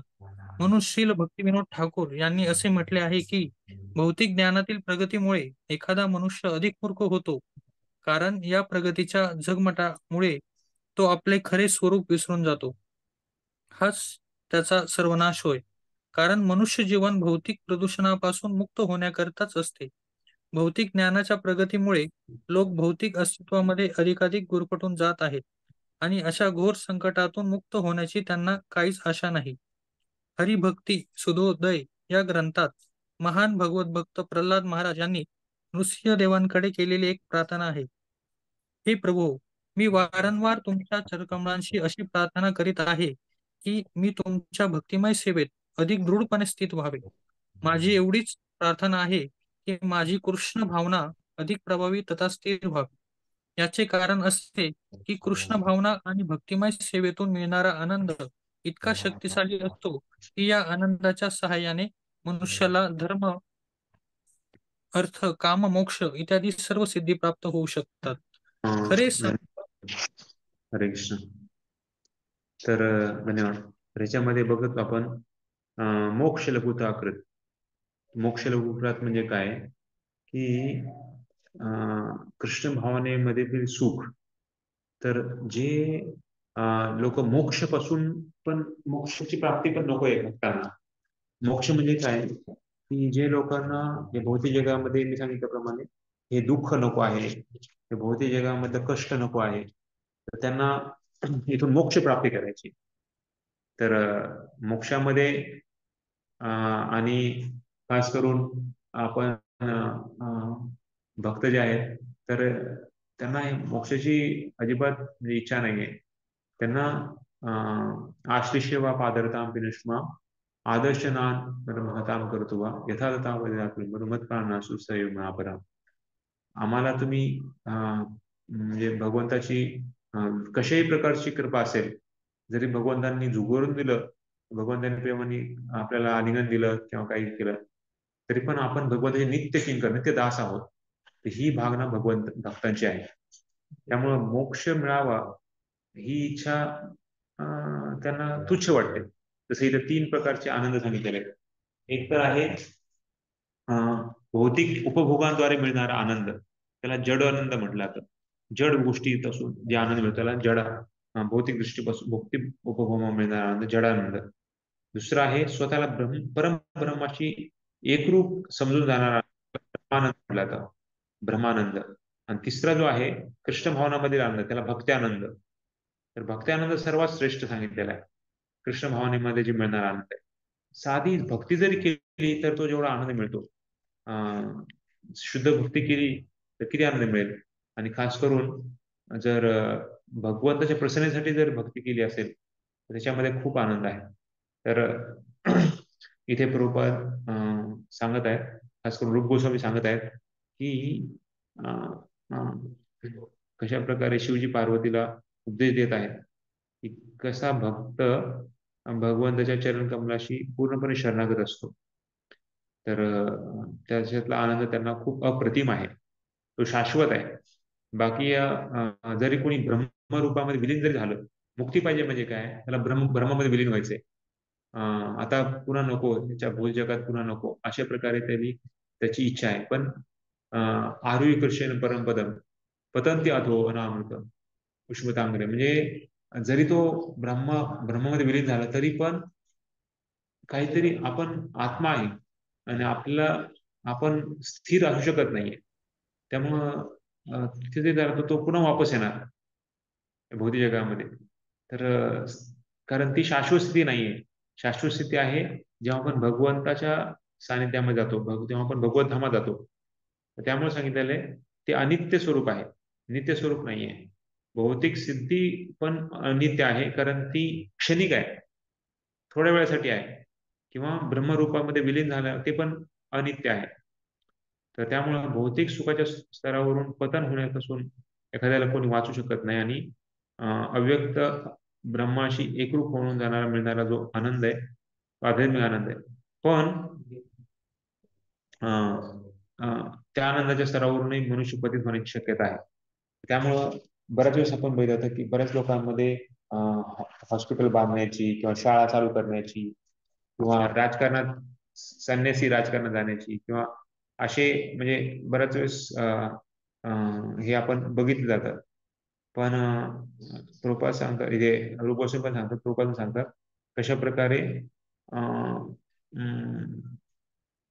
ज्या व्यक्तीने पूर्ण कृष्ण भावना प्राप्त केलेले आहे ते पुन्हा भौतिक स्तरावर पतित होत नाही. तर भौतिक कार्य कितीही आकर्षक असले तरी भक्त सदैव जाणतो की कोणतीही भौतिक स्तरावरील कल्याणकारी योजना कृष्ण भावनेमध्ये दिव्य कार्याची बरोबरी करू शकत नाही. त्यामुळे ते उच्च स्थान जे आहे भक्तीचं ते त्याला माहीत असते. त्यामुळे ते बाकी या भौतिक जगामध्ये ह्याच्याशी आसक्त किंवा आकर्षक होत नाही.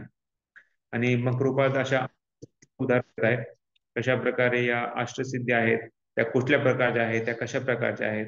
आणि या सर्व बऱ्याच वेळेस लोक बघून खूप आकर्षण होतात, खूप लोक ते नावासतात. पण रूपात देतात ज्या लोकांचे डोळे मूर्खपणामुळे आधुनिक भौतिक प्रगती झगमटाने दिपलेले आहेत तर त्यांचा असा ग्रह होतो की कृष्ण भावनावर एक अल्पबुद्धी लोकांकरता आहे. मी माझं कुटुंब आहे, मी माझा जॉब आहे, मी माझं घर आहे आणि मी खूप बिझी आहे या भौतिक जगा सुखामध्ये. आणि त्यांना ह्याच्यातून पलीकडे काही जावं अशी इच्छाच नाहीये. तर पण प्रभुपाद देतात की त्यांना माहित नाहीये की मृत्यू येईल किंवा करोडपतीचा रोडपती होऊन जाईल किंवा किंवा त्याच्या जीवनामध्ये काही कसं घडेल की ते एका क्षणात पदम पदम यथी पदम न तेषाम, की त्याला बाहेर काढलं जाईल आणि त्याला खूप वेदना सहन करायला लागणार आहे. हे सगळं अज्ञानामुळे होत आहे. वास्तविक जीवन नित्य आहे आणि हे तात्कालिक जीवनाची सुखाची साधने आहे ते संग्रहित करण्यामध्ये तो जीवनाचा उद्देश नाहीये. तर अज्ञानामुळे लोक आज सगळं हे सर्व ह्याच्यामध्ये आकर्षण म्हणा किंवा ह्याच्यामध्ये सर्व वेळ घाललाय.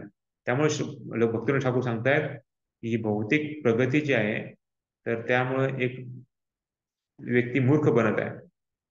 तर ते कारण तो आपला स्वरूप विसरत चाललेला आहे. तर हा सर्वनाश आहे आणि ह्याच्यापासून आपल्याला मुक्त होण्यासाठी प्रयत्न केले पाहिजे. तर नाहीतर ह्याच्यामध्ये आपण गुरफटच चाललेलो आहे, थोडं गुरफट चाललेलं आहे. त्याच्यातून आपल्याला बाहेर येणं खूप महत्वाचं आहे. आणि यासाठी कृष्ण भावना आणि भक्तिमय सेवा तर हे खूप महत्वाचे आहे, ज्याद्वारे आपण मनुष्याला धर्म अर्थ काम मोक्ष या सिद्धी प्राप्त होऊ शकतात. पण ऍक्च्युली भक्तांना हे सिद्धी प्राप्त करण्याची इच्छा नाहीये. ते ऑटोमॅटिकली ते म्हणजे जेव्हा आपण भगवंताला पकडतो जसं लक्ष्मी नारायण जिथं कृष्ण अर्जुना सांगतात की जिथं कृष्ण आहे, संजय सरळ सांगतात की जिथं कृष्ण आहे आणि जिथं अर्जुन आहे, धनुर्धारी अर्जुन आहे आणि जिथं कृष्ण आहे तिथे ध्रुवा नितीन म्हणून तिथे भगवंताची जी कृपा आहे किंवा खास करून लक्ष्मी आहे, विजय आहे, तर हे तिथेच राहणार आहे. त्यामुळं भगवंताला आपण पकडलं पाहिजे. आजकाल सगळ्यांना रावणासारखी सीता हवी आहे, राम नको आहे. लक्ष्मी पाहिजे, नारायण नको. भौतिक शक्ती पाहिजे, पण भौतिक शक्तीचा जो स्रोत आहे, भगवंत आहे, त्यांना आज लोकांना गरज नाही, किंवा त्यांना लोकांबद्दल जास्त आस्था नाहीये. ही दुर्दैवाची गोष्ट आहे. तर राहील उरलेला एक आणखी एक पान कोणी वाचेल माताजी पैकी? वाचू काय? हा.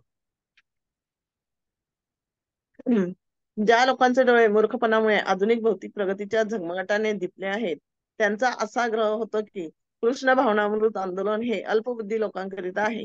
मी माझ्या भौतिक सुखामध्ये अत्यंत व्यस्त आहे. माझे अरे घर आहे. माताजी, आपल्याला आपण इथे झालो खरे सांगायचे तर हा? त्याच्या पुढच्या पानावर 15 पान नंबर. Okay okay, sorry. खरे सांगायचे तर एक शुद्ध भक्त यापैकी कोणत्याही सिद्धीची अभिलाषा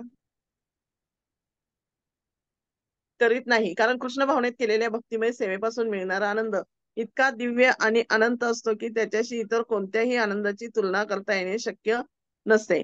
असे म्हटले जाते की कोणत्याही अन्य क्रियेपासून मिळणारा आनंदाचा अथांग सागर शुद्ध कृष्ण भावनेच्या सुखाच्या एका थेंबा इतका देखील असू शकत नाही. अशा प्रकारे जर एखाद्या व्यक्तीने अगदी अल्प प्रमाणात देखील शुद्ध भक्तिमय सेवा विकसित केलेली असल्यास तो धर्म, अर्थ, काम आणि मोक्ष यांपासून मिळणारा कोणताही आनंद अगदी सहजच त्यागू शकतो. भगवान श्री चैतन्य महाप्रभूंचा श्रीधर कोलावेचा नावाचा एक महान भक्त होता. तो अत्यंत निर्धन होता. तो केळींचे द्रोण विकून त्याद्वारे आपला चरितार्थ चालवित असे. यातून त्याला अगदी अत्यल्प उत्पन्न मिळत असे. तरी देखील जे काही तुटपुंजे उत्पन्न प्राप्त होत असे त्यातून तो 50% उत्पन्न गंगादेवीच्या पूजनात खर्च करीत असे. उरलेल्या 50%त तो कसा बसा आपला चरितार्थ चालवित असे. भगवान श्री चैतन्य महाप्रभूंनी एकदा या शुद्ध भक्तासमोर आपले खरे स्वरूप प्रकट केले आणि श्रीधर कोलावेचा असा आशीर्वाद दिला, तुला हवे हे ते ऐहिक ऐश्वर्य आता मी देणार आहे. तथापि श्रीधरने महाप्रभूंना असे सांगितले, मला कोणत्याही प्रकारच्या भौतिक ऐश्वर्याची इच्छा नाही आणि मी माझ्या सद्यस्थितीत अत्यंत सुखी आहे. केवळ तुमच्या चरण कमळांशी अढळ श्रद्धा आणि भक्ती वृद्धिंगत व्हावी एवढीच माझी इच्छा आहे. शुद्ध भक्तांची अशी स्थिती असते, जर ते भक्तिमय सेवेमध्ये 24 तास रत असले तर त्यांना इतर कोणत्याही वस्तूची आवश्यकता नसते. अगदी मोक्षाचाही आनंद नको असतो अथवा भगवंतांशी एकरूप होण्याचा आनंदही नको असतो. नारद पंचरात्रात असे म्हटले आहे की ज्या मनुष्याने भक्तिमय सेवेत अगदी किंचितही प्रगती केलेली असते तो धर्म, अर्थ, काम, मोक्ष आणि 5 प्रकारचे मोक्ष यांपासून मिळणाऱ्या सुखास किंचितही महत्व देत नाही. धर्म, अर्थ, काम, मोक्ष यांपासून मिळणारा कोणत्याही प्रकारचा आनंद शुद्ध भक्तांच्या हृदयात प्रवेश करण्याचे धाडसही करीत नाही. असेही म्हटले जाते की राणीच्या दासी ज्याप्रमाणे अत्यंत नम्रतेने आणि आदराने तिची सेवा करीत राहतात, त्याचप्रमाणे धर्म, अर्थ, काम, मोक्ष यांपासून मिळणारा आनंद भक्तिमय सेवेच्या मागे राहून तिची सेवा करीत असतो. म्हणजेच शुद्ध भक्ताच्या जीवनामध्ये इतर कोणत्याही भौतिक वस्तूपासून मिळणाऱ्या आनंदाची कधीच उणीव नसते. शुद्ध भक्ताला कृष्ण सेवेव्यतिरिक्त इतर काहीही नको असते, पण जरी त्याच्या मनात एखादी इच्छा आली तरी भगवंत त्याने ती न मागताच पूर्ण करीत असतात. हरे कृष्ण. हरे कृष्ण. धन्यवाद. तर ऍक्च्युली आपण एवढं सगळं वाचत आहे आणि आपल्याला एवढं मोठं गोष्ट मिळाली आहे ऍक्च्युली. तर आता फक्त आपल्याला कृतज्ञ बनायचं आहे, कारण आज आपण एवढं वाचलंय भक्ती, शुद्ध भक्ती आणि शुद्ध भक्तीचे जे लक्षण आहेत, ते एवढं सगळं आपल्याला मिळालंय ऍक्च्युली. तर आपण कितीतरी कृतज्ञता व्यक्त करायची म्हटलं तरी ते कमीच पडणार आहे. त्यामुळं इथं उदाहरण सांगत आहेत कोलवच्या श्रीधरचं. आता इथे आपण पीपीटी मध्ये बघा त्यांना कोलवच्या श्रीधर कशा प्रकारे चैतन्य महाप्रभूंनी त्यांना लोकांना सगळ्यांना सांगितलं कोण आहे कोलवच्या श्रीधर. बघितलं तर भौतिक दृष्ट्या त्यांच्याकडे पैसा पण नव्हता.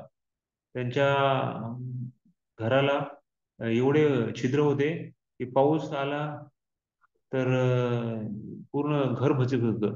त्यांची जे ड्रेस होता तर त्याला पण एवढे गाठी पडल्या होत्या. पण आणि त्याच्यामध्ये ते गंगेला पण पूजा करण्यासाठी पैसा द्यायचे. तर अशा प्रकारे तर पण त्यांना अशी भौतिक दृष्ट्या मला काही भगवंतांनी काही द्यावं अशी काही इच्छा नव्हती. तर ते शुद्ध भक्तीचं लक्षण आहे असं कृपा समजा. आणि शुद्ध भक्तीचा जे आनंद आहे तो शाश्वत आहे, तर त्यामुळे तो दिव्य आहे. मायावती संन्यासीस ते त्यांचं पतन होतं, कारण ब्रह्मन हे शाश्वत रूप नाहीये ब्रह्मन मध्ये राहणे. तर तर त्यामुळं इथं मोक्ष लघुताकृत, मोक्ष मिळवण्याची पण अभिलाषा नाहीये भक्तांना, कारण ते मोक्ष जे आहे तर ते भौतिक दृष्ट्या बघितलं जातं. पण आध्यात्मिकदृष्ट्या बघितलं तर भक्तांची इच्छा आहे की या शाश्वत सेवेमध्ये आपण नित्य रूपाने राहू. तर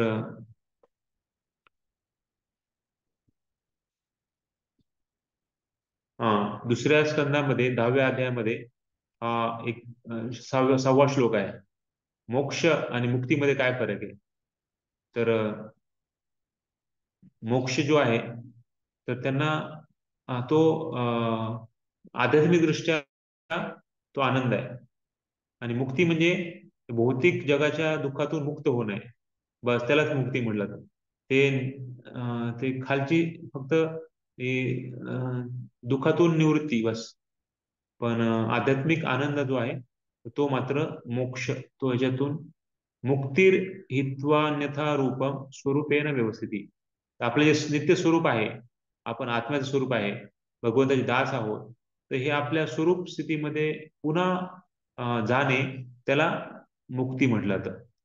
त्याला खरी मुक्ती आहे, त्याला खरा मोक्ष आहे. पण जे भौतिक जगामध्ये मोक्ष म्हटलं जातं किंवा मुक्ती म्हटलं जातं, तो म्हणजे या भौतिक कल्मशातून मुक्त होणे, त्याला मुक्ती म्हटलं जातं. पण ऍक्च्युली ती मुक्ती नाहीये भक्तांना स्वीकार. तर जसं सांगितलं इथे कशा प्रकारे राणी जेव्हा राणी जाते तेव्हा तिचे सर्व अनुयायी जातात आणि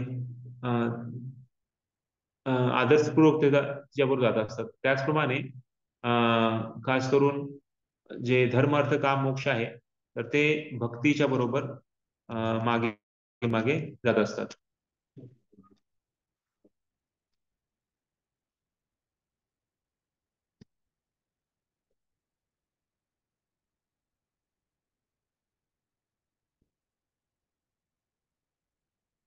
ओके.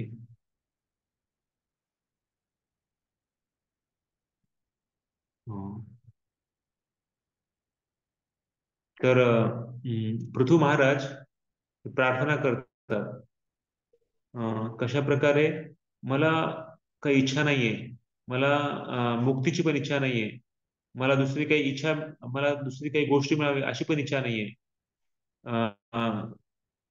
जिथं तुमच्या चरण कमलाचं जे अमृत आहे ते अमृत मिळेल, जे शुद्ध भक्तांच्या हृदयामध्ये साठलेलं आहे आणि त्यांच्या मुखातून ते पडत आहे, तर ते ऐकण्यासाठी आणि ते मला मिळवण्यासाठी मला लाखो करोडो कान मिळावेत, एवढीच माझी इच्छा आहे.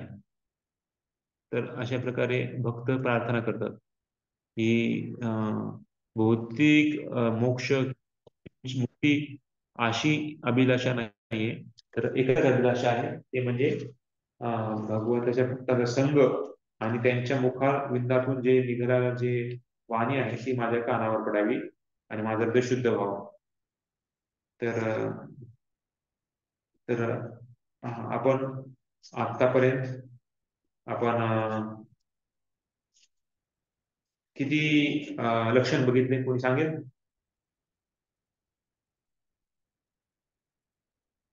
रोजी 3 बघितले आपण आतापर्यंत लक्षण. पहिलं काय? क्लेशाग्नी, भौतिक, त्याच्यापासून त्वरित मुक्तता होते.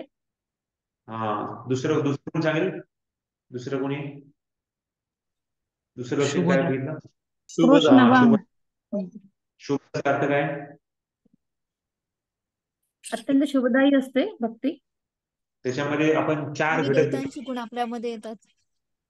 हा 4 गोष्टी त्याच्यामध्ये आहेत प्रभूजी, हा की सर्वांवर प्रेम करणारी, हा सर्व जगतांपले नाम, अनुरक्तता म्हणजे सर्वाकर्षिणी, सद्गुणा हा म्हणजे सद्गुण प्रदान करणारी, आणि सुखम सर्वोत्तम आनंद प्रदान करणारी. हा तर ही कशा प्रकारे शुभता आहे, तर ते खूप सुंदर त्यानं आपल्याला प्रभुपाद इथे या तात्पर्यामध्ये वेगवेगळ्या पॉइंट मध्ये खास करून श्लोक प्रमाणे दिलेले आहे. ऍक्च्युली हे सगळं जे पुस्तक आहे ना, हे श्लोकवर आहे, आणि प्रभुपादांनी त्याच्यामध्ये थोडं आणखी तात्पर्य सांगून तो पॉइंट आणखी क्लिअर केलेला आहे. तर शुभता सांगितलेलं आहे. आणि तिसरं आता आपण जे बघितलं ते काय,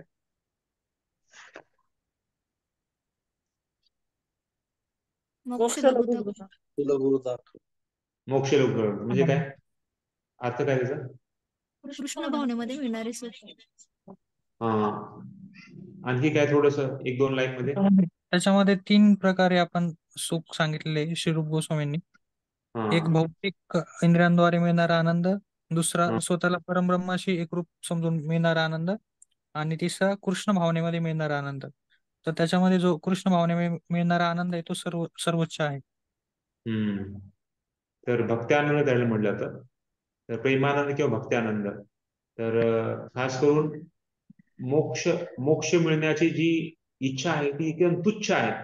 त्यामुळे लघुताकृत, त्यामुळे त्याला मोक्ष लघुताकृत सांगितलेलं आहे. मोक्ष मिळण्याची जी इच्छा आज समाजामध्ये लोक काय काय काय तुम्हाला मिळवायचे, मोक्ष मिळवायचं, या जगातून मोक्ष पाहिजे. पण मोक्ष हे तुच्छ वाटतं भक्तांना, कारण भक्तीचा आनंद आहे त्या मोक्ष मिळण्याच्या आनंदापेक्षा काहीच नाही. म्हणजे मोक्ष मिळण्याचा आनंद त्याच्या भक्तीसमोर काहीच नाही. त्यामुळे भक्ती आनंद हा सर्वात श्रेष्ठ आनंद आहे. तर किती सुंदर रीतीनं आपल्याला या भक्तीबद्दलचे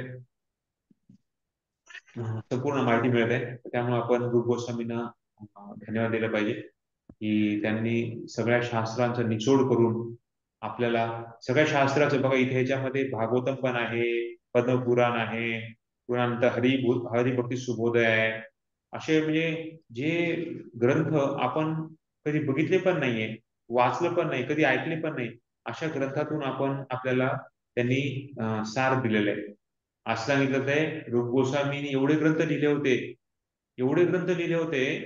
जीव गोस्वामींनी एक ग्रंथाची समाधी बनवली, कारण एवढे ग्रंथ आपल्याला कळणार पण नाही, आपल्याला त्याचं वाचन करता येणार नाही, आणि एक वाचन केलं आपण तिसराच अर्थ काढून बसू. त्यामुळं ती ग्रंथ समाधी करून टाकली जीव गोस्वामींनी, कारण हे ग्रंथ कुणाला समजणार नाहीये, आणि उलट न समजता त्याचा ते दुसऱ्याच परिणाम त्याचा ते वापर करतील. त्यामुळं ग्रंथ समाधी करून त्यांनी हे समाधी दिली. तर असे या आचार्यांनी ग्रंथ लिहिलेत आपल्या सर्वांना, आणि आपल्याला प्रभुपादांसारख्या आचार्यांनी आपल्याला एकदम सोपं करून आणखी दिलेलं आहे कसं आपण या ग्रंथांना आपल्या जीवनामध्ये समजलं पाहिजे. तर आपल्याला ब्रेडची लादी तर काहीतरी कमेंट आलेलं आहे. हरे कृष्ण. एक छोटासा काहीतरी प्रश्न आहे, तेवढं बोलून आपण संपवणार आहे. काय शुभदा भक्तीचे 4 पॉइंट. ओके, शुभदा भक्तीचे 4 पॉइंट. सर्व जगताम प्रीणानाम म्हणजे सर्वांवर दया करणारी, कृपा करणारी, म्हणजे करुणामयी, सर्वांवर कृपा करणारी किंवा करुणा करणारी, सर्वांना आकर्षण करणारी, अनुरक्तता. नंतर सद्गुण म्हणजे चांगले गुण विकसित करणारी आहे, आणि सुखम सगळ्यांना सर्वोच्च आनंद प्रदान करणारी आहे. तर करुणा करणारी, आकर्षण करणारी, आणि सद्गुण देणारी, आणि सर्वांना सर्वोच्च आनंद देणारी, असे 4 जे लक्षण आहे ते शुभदाचे लक्षण आहे. ठीक आहे. हरे कृष्णा कृष्णा कृष्णा हरे हरे, हरे राम राम राम हरे हरे, हरे कृष्णा. श्री गोस्वामी पाद की जय, श्री प्रभुपाद की जय, गौर भक्तवृंद की निताई गौर प्रेमानंदे हरे हरे. कृष्ण दंडवत प्रणाम प्रभूजी. हरे कृष्ण दंडवत प्रणाम प्रभूजी. हरे